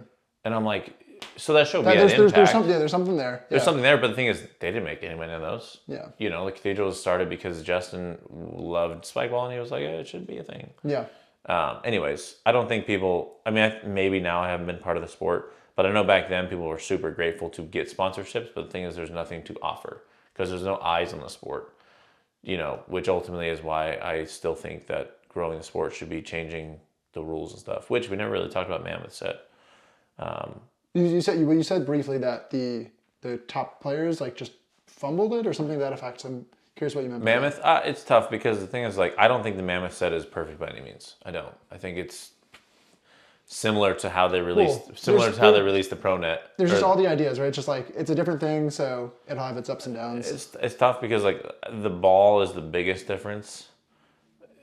Well, arguably the biggest difference. The netting is everything. Sure. But the thing is, like early on, I remember we were like, man, the ball is kind of weird. The ball is weird, and it changes the dynamic of what the sport is a ton. And like, you can't be a serve-heavy player. The netting is weird. I know in the first iteration, like the net was very loose, and you couldn't really provide Yeah. enough tension to get a consistent bounce, which is a problem. And honestly, I put that on, call it Skylar or whoever's testing it, because I'm like, dude, you just released a product that literally doesn't perform. Didn't really work, yeah. You know, but to be fair, when they released the ProNet, it was mid-season, and they just said, I remember driving to Georgia, and like 2 weeks prior to the tournament, they were like, Pro set. Yeah. And we're like, what? So they tried to do the same thing with Mammoth, but they didn't enforce it as much. Well, Anyway, they couched it in, we don't govern the sport anymore. Here's an idea, thoughts. right. And I mean, I'm not going to say who hit me up, but 2 people from Spikeball hit me up to make an HTR video about the Mammoth set. Sure. Because they were like, it's flopping, it's terrible. We need you. And I was like, frick you guys. I was like, I tried. Yeah. And I think, and to be fair, the reason why I blame top players is because from a vision standpoint, the Mammoth set is better and would grow into a better, more spectator-friendly sport. And that's not a fact.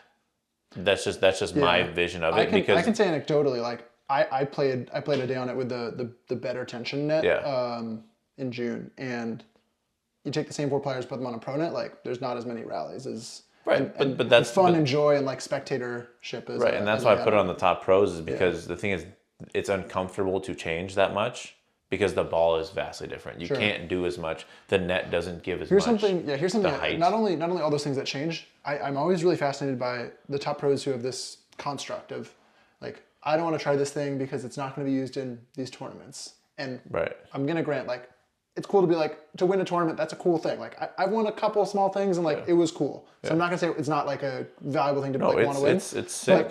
But I'm curious where people like compartmentalize I really care about this thing, but like if I practice or even play on this thing, I'm gonna mess up my game. Love to hear like how you feel about, I mean, I'll like just trying to, I don't know, split the difference and go win the thing, but also try pushing the sport forward on this other. Yeah, but it's tough. And honestly, thing. and this is something I probably didn't share enough when I was on top and I was trying to push for change. And I tried to do it on Facebook and whatever. Yeah, but the thing is, it's hard to get tough information because out like there.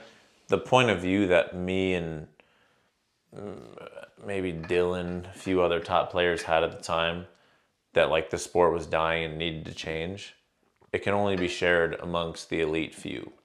Because the thing is, you get to the top, so you get the satisfaction that you wanted. And you're like, I made it. Now what? Now what? Yeah. I mean, Buddy, I told so many people, I was like, after Buddy wins Worlds, he's not playing anymore. Because the thing relatively true, yeah. I mean, he's doing stuff similar to how I was doing stuff. Yeah. You know, like I did stuff in 2020-ish. You know, after 2019, like that was supposed to be my year where we win nationals, and then we choked and sucked. And Sure. thankfully, HTR was born, you know, and Ryder was born and into the game and like whatever. Anyway, it's very hard to be at the top and to not sound cocky and conceited and say we need to change the game and whatever the word is to describe But that you're saying feeling. it's also hard. It's hard for anybody that's like doing that grind to Right, if you're take in the the focus off top of that. 50, Yeah. where you potentially have a voice for people that actually listen, it's very hard to say I've been grinding for this goal, and we're gonna switch it over here. Yeah. And you're like, dude, I just literally climbed 2,000 steps this way. You're asking me to build a bridge here and then do that, like, because that's how I always viewed it. I was like, who cares? Sure. But I was, At but the but same I, time, but like you're still, whatever the analogy is, you're still many steps above all the people. right, which Like, is the that was my the take. skills are I was so like, transferable. like when I was like, I would always pitch the top guys. I'm like, dude, we should make this a change. And they're like, well, why? And I'm like, because we are already at we're the best setters in the game. We're the best hitters in the game. Like, we're the best. It's not gonna pull us down. And I didn't care. I was like, dude, I'd be the worst. Personally, I'd be the worst player in the world if it meant Roundnet could be the best sport in the world. Yeah. I don't care. But it's very hard, and I do understand it from their perspective, because it's like, you know, outside the top 3-4 dudes who have have gotten that, like, I see what it is to be the best. Like, you're not going to fight for change because you're just not. But and I don't blame them. But that's why, like, I blame the top players in the history of Roundnet, because I'm like, you guys had a voice and did nothing with it to push change. So it's hard to push it. I just think people need to drop their ego around, like Beeks, for example.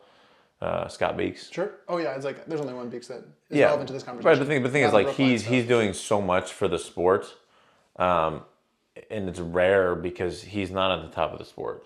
You know, but he sees that like, hey, there should be change in some way. He's not pushing for change quite as much as just teaching. He's trying to legitimize. Right, he's trying to legitimize. He wants people to take it more seriously. Right. Among other things. He's multitasking like I am.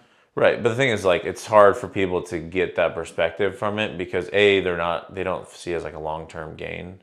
But the thing is, like, I think the top players now, and I've always said this, if you can get the top 20 players together and say, hey, we're going to put our foot down and do something, especially now that it's not the company funding everything. Yeah. I think that's something that is huge that you guys have been doing. Because early on, I was like, dude, if I get top 20 players to just not play and say we have to use the no-hit zone, Spikeball could have been like, who cares? And then 20 people would have slid in. But the thing is, if it's governed by the players and the people, the community. We just put out like a vote and just say, hey, like, do you guys want this change? I'm curious, how fast can we change as a sport? Should we just be like, sure? Because one of the biggest challenges is not even like yes, we're practicing the sport. You know, don't change the rules in June. Make us play on the pro set or something. All of a sudden, like I hear that, like having a time to adjust is super fair. Sure. But like, what about like we're playing tournaments like pretty much nonstop. Like I think in a way that is separately like not sustainable. Yeah. Should we be changing the rules every year? Should we be changing them twice a year? Like what? I mean, what amount of when you talk about experimentation, I think like the no hit zone as an example. That was like hey, some people have tried it. Let's like at the time it wasn't like let's vote on it. It was like let's just make this a rule because if we make it a rule, then everybody has to try it. Right. Yeah, but the thing is, like, how long do you think that actually took to implement? / do you know how? I mean, do you know from A to Z how long it took? When you say implement, like actually like approve it or whatever. In terms of like when, like, call it me or call it whenever the first idea came up. Like a year or so of like, hey, we have to back people. No, but it was more. It was probably like it was probably 2.5, 3 years of pitching. And Ty like played on like a tire set with like Jack in Long Island. Like a tire set or like Jack's got made a carpet. Like that went around it. I know I'd use a no-hit zone literally like 3 years prior to it being a thing.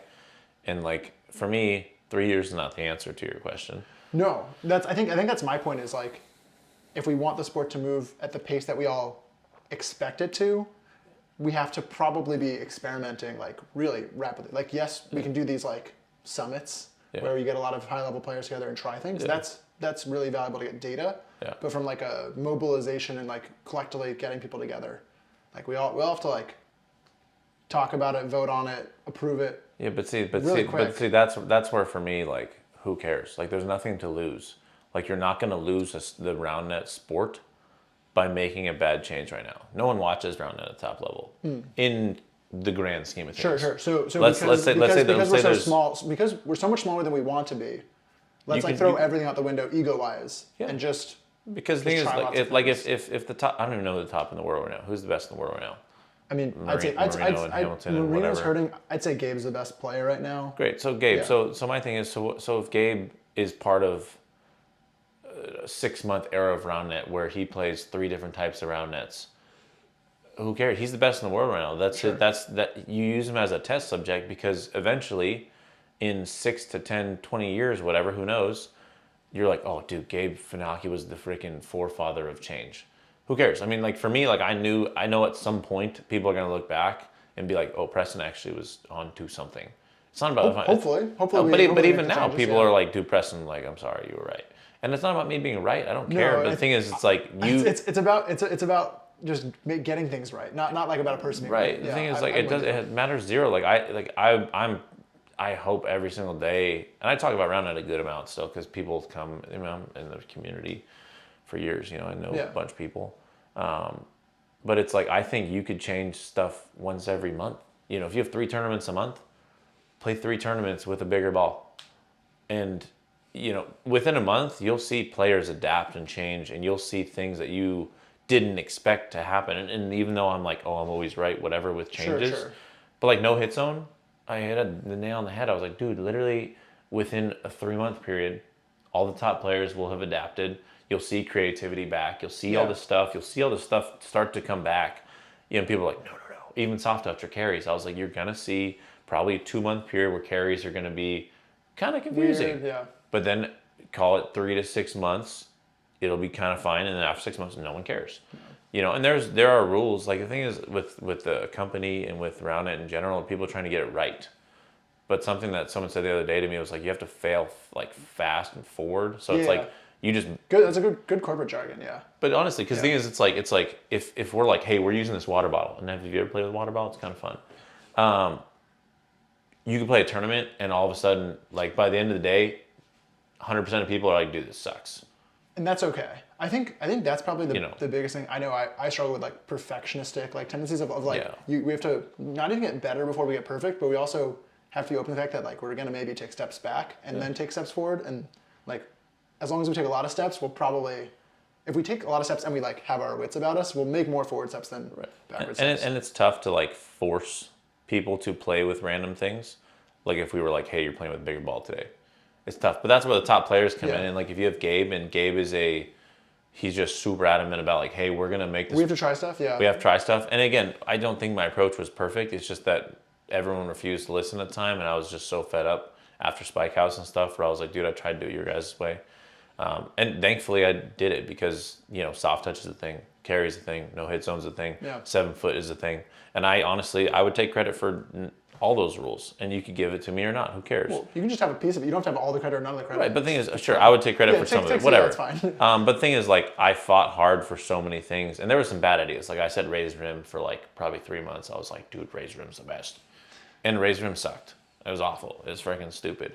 And, like, that's okay. So I failed once, but I succeeded 4 times. But that's how I think Roundnet, and it's still in its early stages, and it's still new enough. I think that's the big thing is like when people get started, they're like, oh, it's so legit, like it's been around for 10 years, but like peeling back the curtain and saying, no, not that it's not legit, but like it is just like still a baby, and we have to do so much more work. As far as I'm concerned, like it's still as new as it was in 2016 in terms of malleability. Like you could do a lot. Yeah. And that's something I know we talked about briefly, pickleball stuff, but pickleball's been pretty good about that. Is like they've had a lot of different rules that are like provisional rules, or they just toss them out and they're just like, okay, we're gonna like MLP. I don't know if you watch MLP, Major League Pickleball. It's an offset of like the main tour. It's like a team event. But some dude was just like, hey, like pickleball's not gonna survive on its own. We gotta just chuck things out there. So he has a different scoring system. He has a different ending of the game. He has different rules about X, Y, Z, and this and that. But the thing is, every single 6 months it changes. And he like chucks and he's like, oh, and now he's not part of it because people pretty much bought him out and kicked him out and said like, hey, stop the change. Kind of like how Roundnet is. It's like there was a lot of change for a bit, and then all of a sudden it became a thing. So people are like, we want this, and that's why I think pickleball is kind of sort of doomed in a way. It's like if it's not flexible, it's because not like Steve was like a visionary in a lot of ways, and not that he succeeded all the time. He failed a bunch. But he was taking swings. Right, but that's what Roundnet I think needs to be ultimately is like call it once every 3 months you put 2 big rule changes out there. And like it's tough because like you can't ask Spikeball to produce a higher net. Or like hundreds of bigger balls to then put into all these tournaments. Right, but even like the old ball. Yeah. I remember like right before I really quit, like the old ball, I still believe in the old ball. I would play with that thing all day. You can't do as much with it. It's heavier on contact defense-wise. It's easier to set. It doesn't go as far. Like there's so many different things that benefit the sport. And I'm like, dude, if it was me and I was in charge around it, I would say we're playing with the old ball. Tomorrow, just give it a try. No, we're playing with it, not this tournament, but the following tournament. Sure. Give people so go practice with it. Yeah. And then people will be like, why don't we play the next tournament with it if we're going to make it thing? And they'd be pissed and they'd be in uproar and whatever. But I think you would see a dramatic increase of everything, in terms of rallies, in terms of serve. I know some people were asking me like, hey, like Spikeball is their tour series. Like, what's USA Roundnet? Like, why are they going to do their series? Which is a whole other thing. But the idea of, well, if it's all about growing the sport, like, should the US tour series just focus exclusively on experiment? And that's there's lots of things that could be. I think you have a side tournament. I think you could do it like to where you have like Saturday, you have whatever, and then Sunday is the provisional testing thing. And even if you have 20 teams, you have data and you say film your games or at least take notes, whatever it is. Getting people to film their games is so hard. Trust me, I know. Like the Kentucky thing that we did, the Kentucky cash out. I was like, film your games, and like I wanted people to clip it, and then poor Ryder and I went through a few, but like we had like freaking like 12 hours of footage to just like I don't know if you ever saw the first Round Network thing that we tried to do is influenced by that. Was that And in the also SoCal? Jomez, not the exhibition, but we did the whole tournament. The one that Spotless one, it's like a 2-hour video. I didn't see it. It's crazy. But that one, oh my god, we filmed every single game that like 4 teams played. Yeah. And then like a couple other things. Right. It was It's a lot. Some of the other stuff that like was more doc focused is also kind of crazy. But Yeah. Getting footage and even just to ask people, hey, we want to take stats so that we can actually try to take stats and then look at not just wins and losses for rankings. Yeah. And people are like, oh, that'd be sick.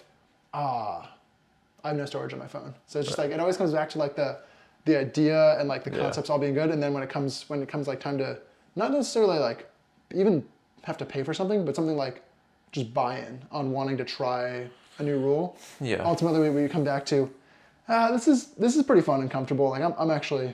But that's what I'm saying. okay. But I think. That's the biggest thing I'm trying to push right now is like. But I think you could low-key capturing the excitement and translating that into like real energy. But I think doing like a Spike House type thing or even a crowdfunding thing, I think if you said, hey, we need $1,000, everyone give $1. You know, you might get 1,000 people to give $1. Who knows? I'm not saying it's great. You've probably tried this. I think the number of things I've said, hey, like who wants to support like Round Network or my own streams like on Twitch and it's just crickets is.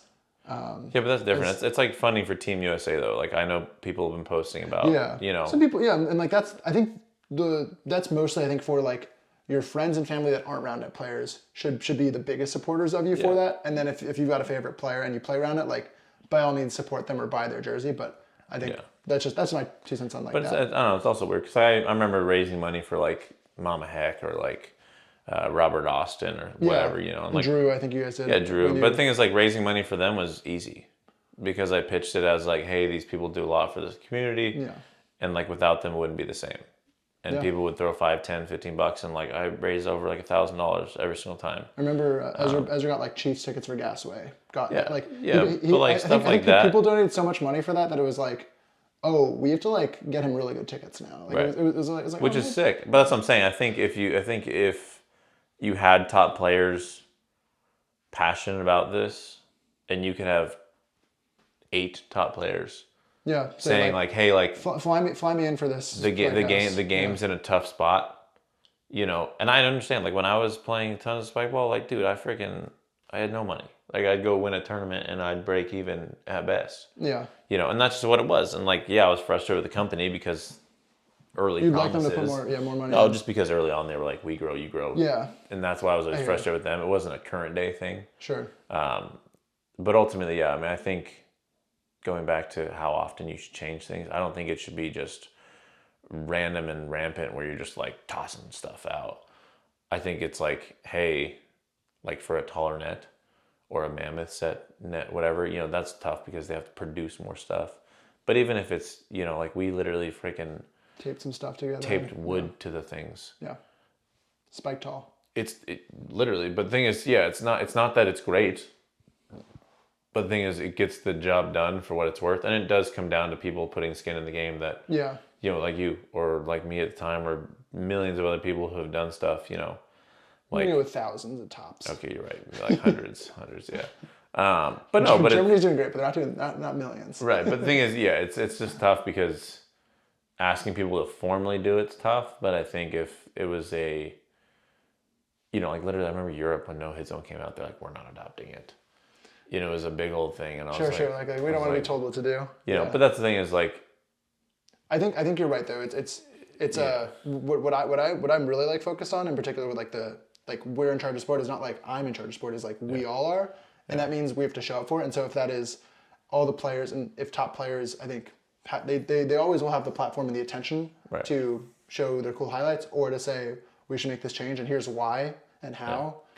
That they should always be driving at least part of the conversation. They don't have to do all the work, right? Like anybody can take stats on the games that they play. But the thing, even like that Round Network, like your channel and stuff, you know, even if it's your deal is like, hey, film it, we'll toss it on YouTube as a subsection or HTR Plus or whatever, you know, like I wanted that to just be a legacy of Drew's stuff, and like anybody who wants to post could have gone on there and just posted. Yeah. You know, and the same thing with HTR. Like I think, like for me, even like with HTR now, like if someone was like, hey, like if you guys, were like, hey, we're going to do something with it, and Ryder was on board and stuff, like it should be about the growth of the sport. And I think you can find 8 top players out of the top 50 or top 25 who actually give a crap, and maybe they fly out. I mean, Utah Spike House, that was. I think they all do care. I think the biggest like hurdle is like, where do they take that energy and passion, right? Like, yes, a lot of them might be caught up in I'm trying to be the best right now, but I do think if you ask them, and more people are getting like informed about, like Roundnet's hard, and also they're starting to understand, Spikeball is now struggling because they're not just booming and outdoor goods aren't just booming. Yeah. So they have I think a lot more grounding and like in reality of, it's not just like I just play and then everything's fine. Like the company, I told Chris forever ago, it's like your company is eventually gonna just come down because you're gonna run out of people to sell sets to. Yeah. And like the big play would have been to try and grow the sport and to get to where you're making millions off of a showing of your sport. Sure. And they never cared because they were like, shut up, you're just some big tan idiot, like you're just selfishly here. And I was like, dude, I'm literally making zero money. It's like, it doesn't sound like exactly how they'd say it, but I'll take it your kind word. of, but yeah, but people, just pushed it aside. And it wasn't just me who was fighting for stuff, but it's just tough to see it now in a state of where it is. Yeah. And to have people still be like, well, Roundnet's, I mean, I get messages, Roundnet's dead. And I'm like, well, it's been dead for a while in a large sense because it's not growing. Sure, or at least it's not doing things to make the sport more susustainable. Like right. it's not. Yeah, people come in for their few years and then leave. People come in for and honestly, that was the thing that we tried to highlight years ago was that like it was like 2018 maybe 2019. But I was like, dude, all the top players are leaving. Yeah, not because California OGs and things. Not like because we were getting old. Yeah, it was just like, we were still mid-20s. It's just like life goes on. I'm gonna go focus on things that because I it was enjoy more. like there's you're not like at the start. I think we all played because we saw the potential of Spikeball. Like it wasn't even about the tournament. I remember going to tournaments, and you probably did as well. But like playing was like the least important part for me because I was like I get to go hang out with a bunch of cool dudes. Sure. And like we're gonna just whatever. Whereas now it's like people that are like I'm gonna be the best possible. Once I see diminishing returns, I'm gonna stop playing. And I think that's where pickleball is thriving because the community aspect is still booming, and the thing is like, there's so much on that front. But ultimately, Roundnet's in a tough spot because of the people in the past didn't do enough, which is tough. It's hard. Yeah. But I mean, there's people like you who still do stuff and I'm like, hell yeah, let's freaking go, man. Like, let's grind. It's hard. I think the biggest thing that I've try to push now is like hey, like you're allowed to do this too. Yeah. Well, and you work too. Like you work full. Oh yeah, I have a real job that pays me, and that's my biggest Roundnet sponsor. Yeah, but that's what I'm saying. Like I think that was another thing too. Is I didn't work. For a lot. I worked like 8 hours a week at the YMCA for years because I was like, dude, and I coached high school volleyball. Because I was like, it's giving me the most free time possible to go pursue this thing. Play, yeah. So for me, I know it was like a personal, like, guys, you're ruining everything because I'm literally throwing away years of my life. Yeah. Just in hopes that like we can do this. Just to build this, yeah. And it's not about me. There was a lot of people. I think a lot of people then and now have had that experience, that arc. Yeah. And like the hope is that. Yeah, like that's going to continue to happen. Like Roundnet won't have like a full-fledged like scene, maybe ever, but certainly not in the next few years. Yeah, but it's tough because I think it could. It could, but I think the biggest like thing is the people that are playing now have to accept that like they're not going to get I'm not going to like reap the benefits of like the work I'm doing. Maybe some of it, but I also just what I love? Find enjoyment in just. What I love? What do you love? From a competitor, because CS crapped on me so many times. Oh boy. People don't know who CS are. People know who Tyler and PJ are anymore. All the new players. Sure. Which I love. Because I'm like, I told you guys that. I was like, no one's going to care about us in years. And people just don't know who they are. I would love to run, I'll take your perspective on it. Like, I don't know. I feel like anybody that is like doing the grind thing, like still is finding things in the archive of like CS versus boisterous.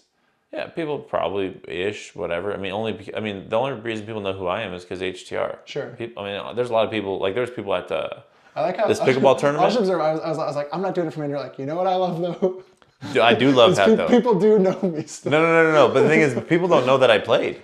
Sure. Oh, Like, people definitely don't know that I played. People at either, pickleball, literally last weekend, San Clemente, people are like, dude, I watch your YouTube. That's crazy. And A, they think that it's current, Okay. which I'm like, bro, No. first off, And B, like, they have no idea what I did, which I love as well because I'm like, I told everyone, I was like, no one cares who wins nationals. Well, yeah. You know? I will say though, it would be nice if people knew that I used to be pretty good, because then when I say, hey, Ben used to be pretty good, but- and I hated playing against him. but for the specific reason that you mentioned is like, what does Ben know? What is he talking about? And it's, I've actually gone through these experiences and like lived Right. them, and I'm trying to solve them for everybody that's Right. gonna come play. Yeah. As opposed to, I'm just this random guy that just like is making things up. Well, yeah, a lot of people now are probably like, dude, who's this guy? Yeah. Why does he care? Yeah. Why is he telling me to start my games on time? That doesn't make. Why would we ever do that? Right, but that's the thing is, it's like, yes, people do need to accept the reality that like what we're doing now influences the future, and what we're doing now from a return standpoint. We're very early on the curve. Hopefully. Well, the thing is, yeah, the curve went like this, and then and now we're kind of like here. But I think honestly, like it could, like I think you could get top 10 clips, like on the Mammoth set. Like that's why I'm pissed at not pissed. This is why I'm upset with the current pros that Mammoth set didn't do better. Not for Spikeball's perspective. Sure, I'm yeah. happy that Spikeball is not doing great, because the thing is, I told them their business model was crap, and I was like, eventually, Except for the part where they've like lost so much money trying to make Roundnet better, even though they like haven't done business stuff like the best. It's like still a bummer, right? Like it is a bummer. If they made more money, I'm not saying they would match or whatever, but like if they have less money, Roundnet's Sure, if in they were worse shape. Yeah, but like when they were putting the same amount of money in before they blew up. And then like a year or two later, I'm sure they were putting more money in through employees, and stuff like this. Like better amenities and whatnot. Like right, but the thing is, the money to players is maybe the same. Yeah, the money to players and the money that we directly saw. That's why I'm like slightly butthurt from a player standpoint. From a player standpoint, or from an outside player perspective, yeah, I wish the company was booming. Yeah. Because I think it should be. I think they should be making tons of money. The money thing is, it's like that was just throwing like some money out there in marketing and right, and that was the big thing too. Is like I think if you put in money back in the day, 2017, 18, and made it more feasible for players to pursue Spikeball at the time, I mean that was the prime time picking. I mean, to quote you though, like the sport still wasn't watchable, so like it didn't. It wasn't watchable, but I think people might have would just been throwing money at players just as like a marketing expense, and it wasn't like that's my perspective on it. Obviously, it's like that didn't solve the fundamental problem still. No, but the thing is, I think you would have had more people invested for change. I think because the thing is, back then the only currency was pride. Yeah, and if the money is put towards prizes for provisional rule tournaments, sure. I think because like that's something pickleball did, and they went overboard. But like people are making serious money in pickleball now. Yeah. Like millions. Yeah. So the thing is, like, people are more invested into this sport, and for me, it's tough because we were at such a low barrier. Like we were like, you can make $250 at a tournament. Sure. I was like, if you could make 500, I think people would have been more invested in the future of the sport because they saw growth. That's what I'm trying to hint at is the growth factor of the company that said they were gonna feed this. It was like this, and all of a sudden it was like, and you saw like a very tiny incline here. Yeah. But they did invest in other ways. They wanted to get PE programs and all this stuff, and I still don't agree that was the best way because everyone's like, well, in 30 years, there's gonna be just this army of people. But I'm like, if there's no sport for them to play, you're gonna have an army of people like pickleball for the longest time. For 40 years, people were like, oh, I played that in PE. Yeah. And that was that, But now there's an actual, like, you can have a career in pickleball. So all these people who do play in elementary school could be, you could make 30 grand a year. Well, and also like there's just the stat I have is from like 2005. There were like thousands of people just like going to board meetings and counties being like, hey, we need a place to play pickleball. Like there were just like hundreds and thousands of people in the U.S. doing that. So it's like that also like groundswelled in a good way. Yeah. But I cut you off when you were saying something about like the player side of like getting bought into growing like the pro side of it. Like you said, like for the company side, like one thing, but the players wanting it. wanted to check if there was another thought there. No, it's just things like you have to give players some return because not everyone's just going to lay down their life and say, hey, I have 3 years to give to this platform for very little monetary and any return. And I'm not saying that's like what I did. Well, that's exactly. what some number but of the people thing is, like have doing HTR, like, you know, we made probably as a full total like $5,000 from HTR. Yeah. People thought that was like my full-time job, you know. You know, and like for me, it wasn't about the money. It was about growing the sports, but doing so. I traveled all over the country and world. Yeah. In hopes to grow the sport and do this and that and to get the technical side of it out there, but also just to fast forward the progression of the sport. And Scott always gives me credit and I'll whatever, like I don't know how much impact I actually did because you can't measure it. Yeah, you can't. You know, and I'm not asking everyone in the world to say, hey, like we need to just understand that your impact is now, but like Gabe could change the future of Roundnet in a very large way if he was willing to just say, hey, I'm probably going to get zero return from this monetarily speaking. I'm probably gonna have to lose a few grand. But since like you know, coming from that perspective, it's like, oh, if we are just losing money doing this thing for fun for the most part, we should probably obsess over making it as good as we can make it instead of worrying about like right. But that's what I'm saying is like the players though they need some sort of buyback. Like they need some sort of you know, and early on it was Chris Ruder at tournaments on the loudspeaker saying, hey, like we're in this together. You know, that was everyone's like feedback loop because we were like, well, dude, that guy. Yeah, he said that. So like if I fly all across the country, I'm going to get something. We're in this together, but ultimately it was about growing the next great American sport, you know. And it was about growing this thing. So for me, it's like there needs to be some kickback, which is why I put it on the company because I'm like, dude, you could throw. I told them, I proposed to them and I was like, dude, you could throw 20 grand in the tour stop. You know, $1,000 per thing and an extra like whatever for nationals. And you'll have people bought in to a whole new degree because now there's something that they can get out of it. You know, and then you throw testing tournaments, provisional tournaments out of these things, you know, even if it's $100 for the provisional tournament, whatever it is. That's where I'm like, the company let us down because they had the funds. And now I understand they're not. No, they definitely can't just throw it around, Right, but early on I was like, I'm not asking for millions. But the thing is, they were making tons of money, you know, because everyone wanted a Spikeball set, you know. So now you are at a bottleneck. Another question of where can these returns come from to motivate and incentivize players? Like for me, I think it's hyper local, right? Like if you don't have to fly and like pay for a hotel, like you can make more money back being. This is a plug for my local community. But like every local community should just like have like a club. Europe has their clubs, their sport clubs. You pay your member fee.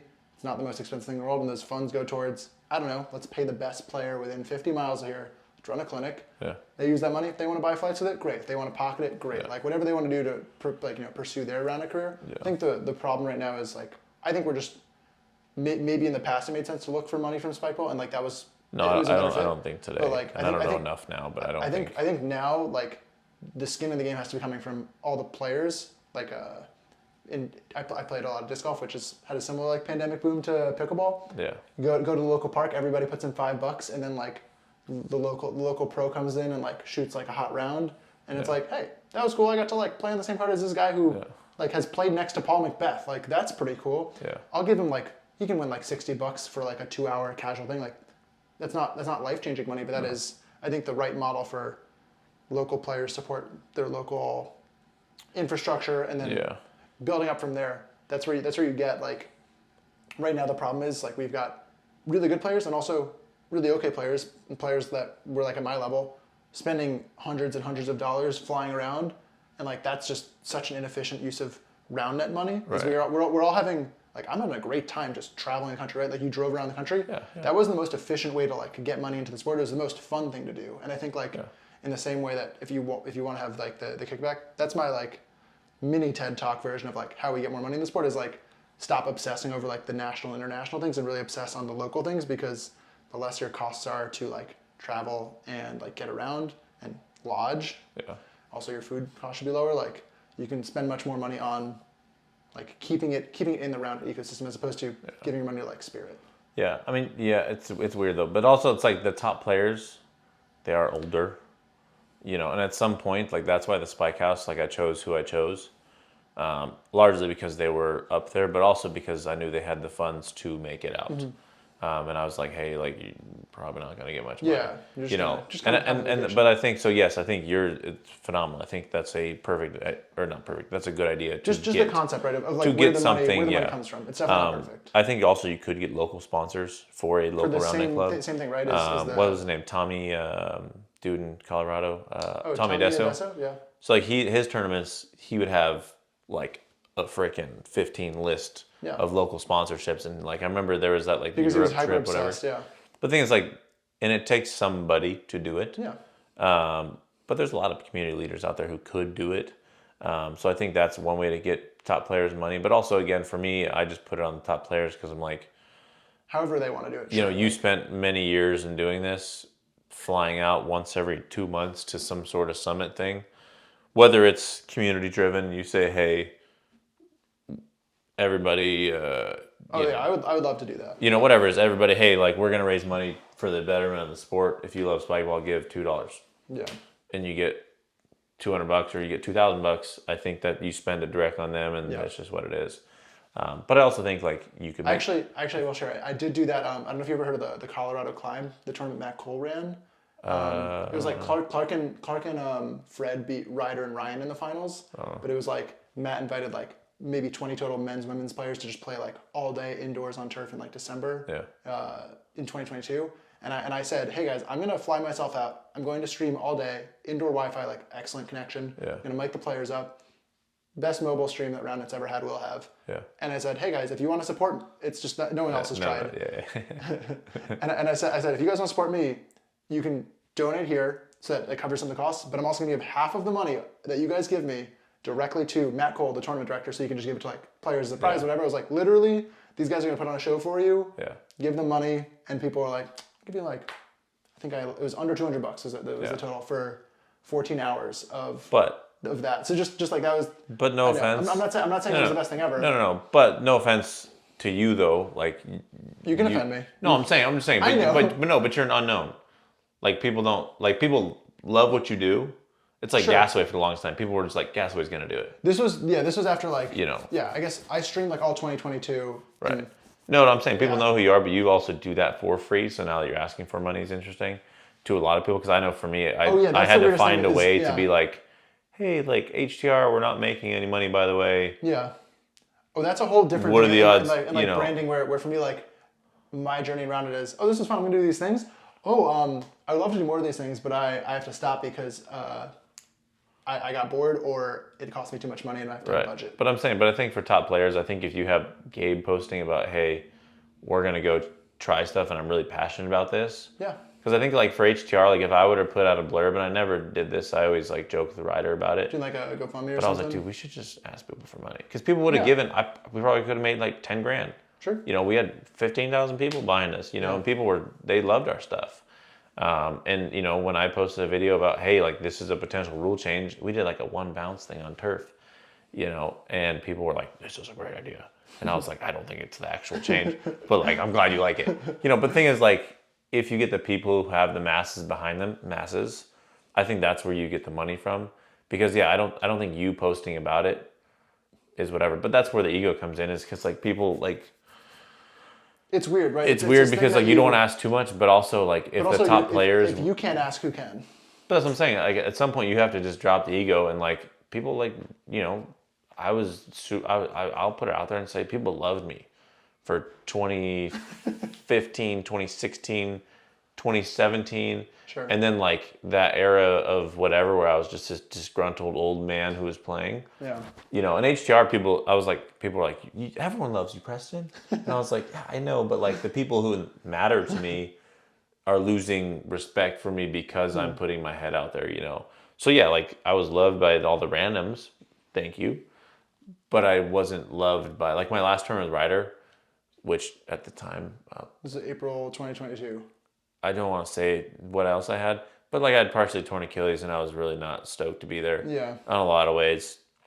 But like just the looks and everything I got from like the top players sucked But also I was like, I feel good exiting the sport at this point because I feel like I've impacted it, you know. Sure. And, you know, like the masses were like, woohoo, Preston, you know, and they didn't even know what drama happened at the top, you know. But anyway, I think it should come from the top players asking for the money, asking for the, hey, The change, the rules. you know, even if you made a YouTube account for all the top players and you ran it and you just said, hey guys, I'm just going to toss So crap much up. work.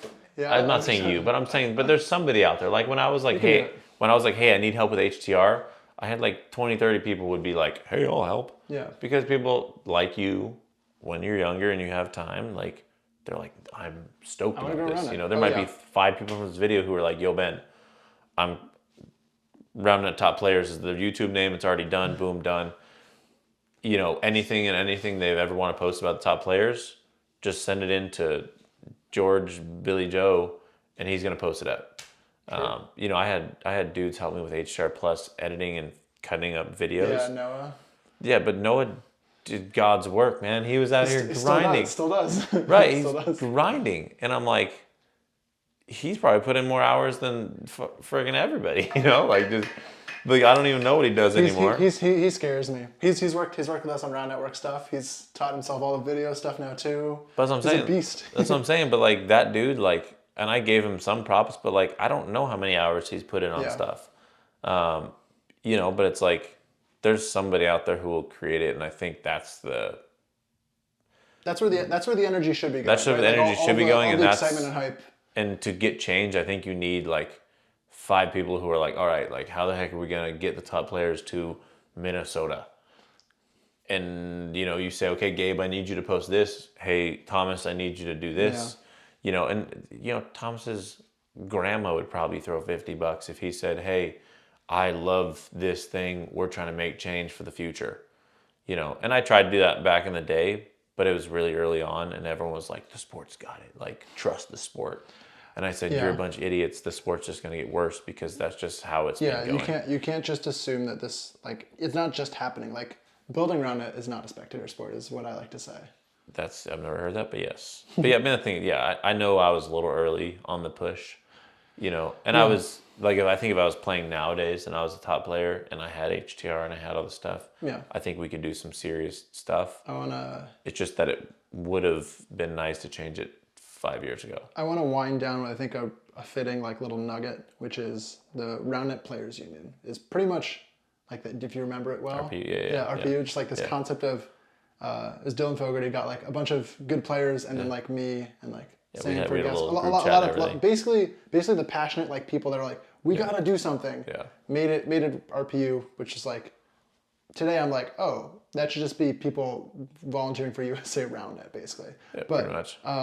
Curious what your experience like or perspective is on that and how it sounds like what you just described is pretty much that.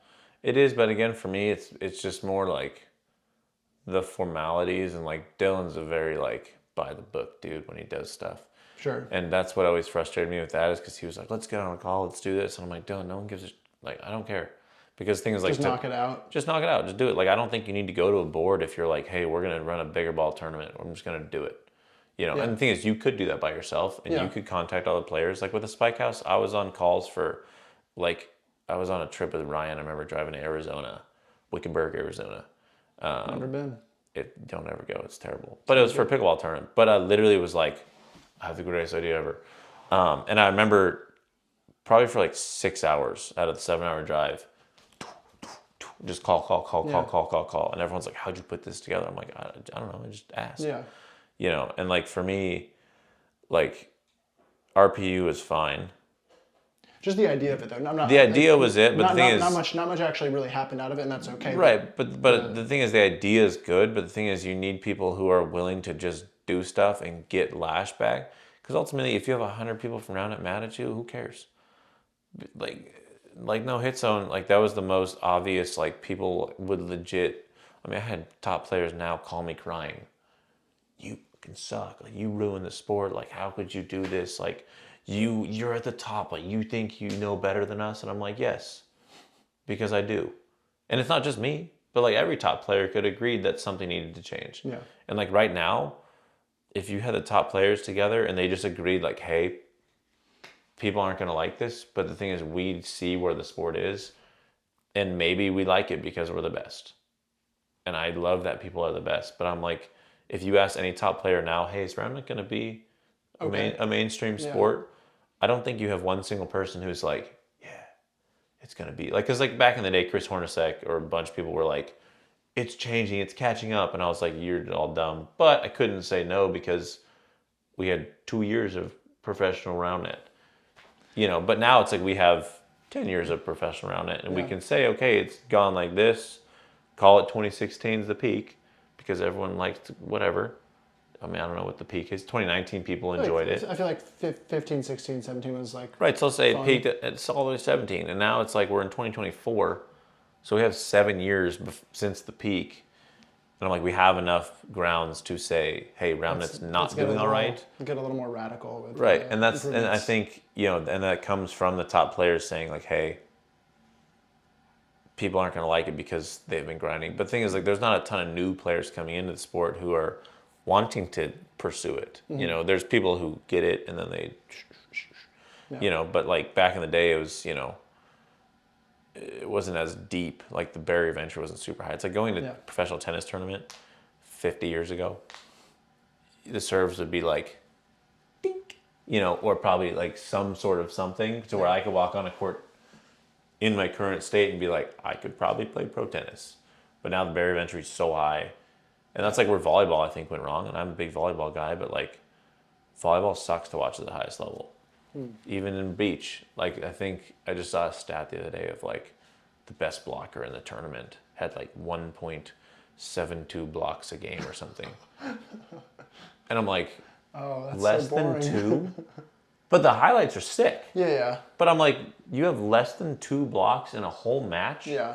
Oh my gosh. You know, but Roundnet, you could argue the same thing. Like ups that are converted for hits on the net. I just looked at some stats from nationals. It was probably 2 or 3 a game. Yeah.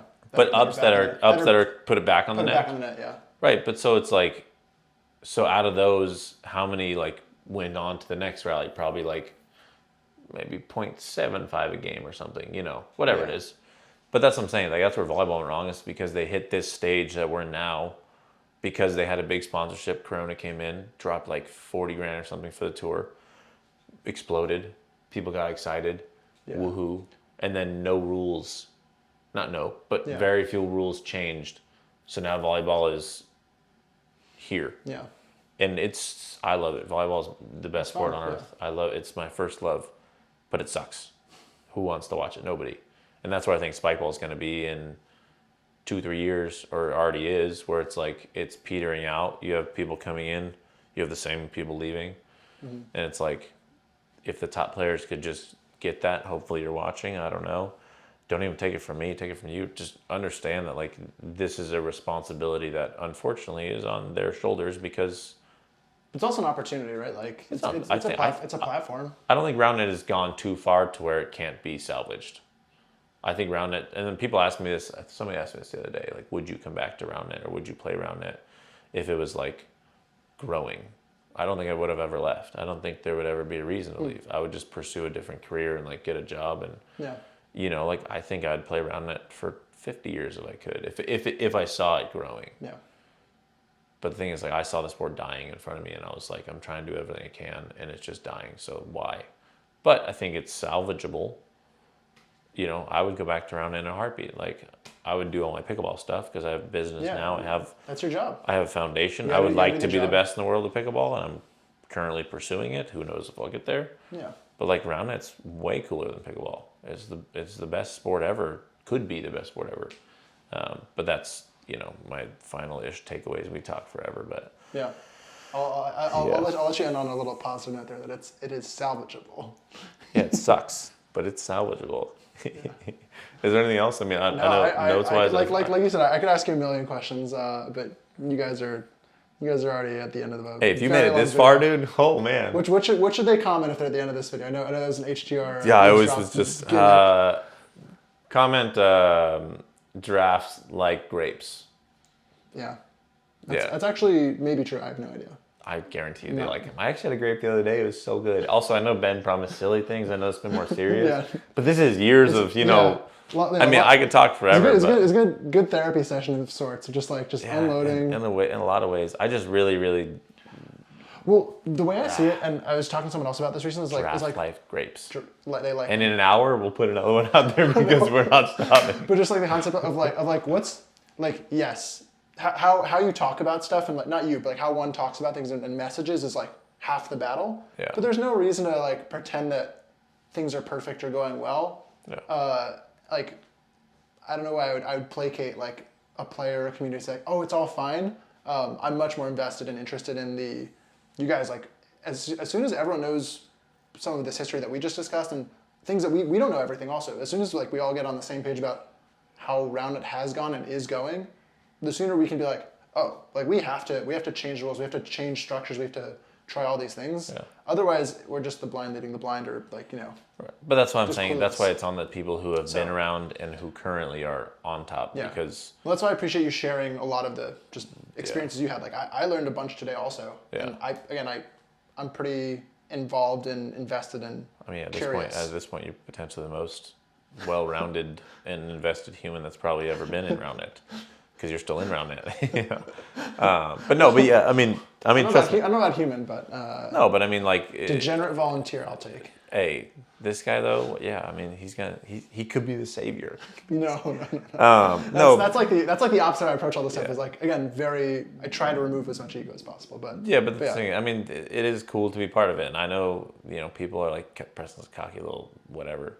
I mean, like I know you somewhat well. It's like you are sometimes. I mean, I am, but doesn't also mean you're a terrible person. No, It because just because I do what I believe, like I just do whatever I think is right, and then when I'm right, I'm like I'm right.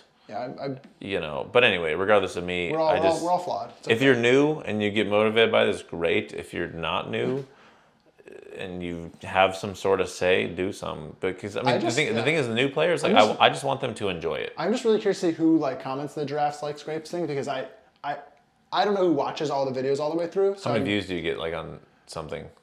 This is going to be way too long compared to other ones. Usually we'll go anywhere from like a low like 100 to like 400, 500, 600. Like I talked to a couple players about like people who've stepped away from the sport. There's going to be at least there's going to be tops 3 people who giraffes like grapes.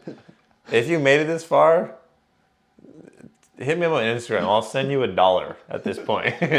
But you gotta. But see, for the dollar though, you gotta send me.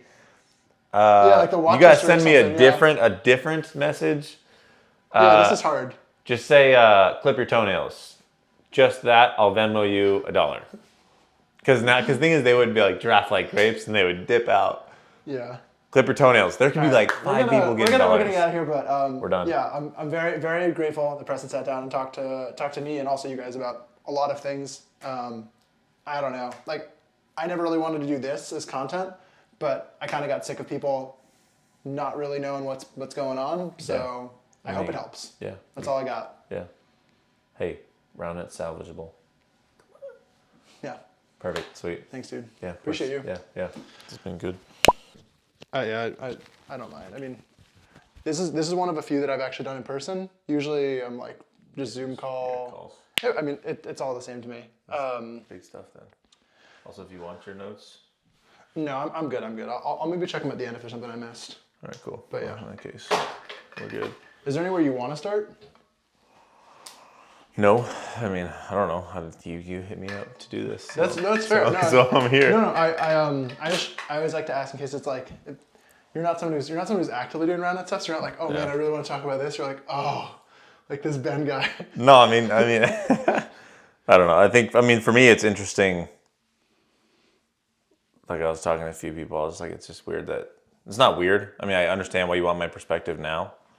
For me, it's just interesting because obviously I shared a lot of perspectives early on about what could be.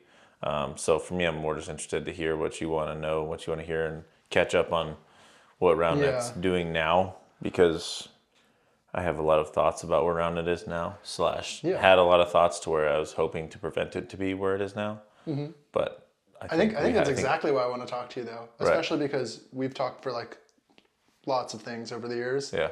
And we have agreed sometimes. We have not agreed sometimes. One of the biggest things I remember. I don't know how much you remember, like haranguing me about carries.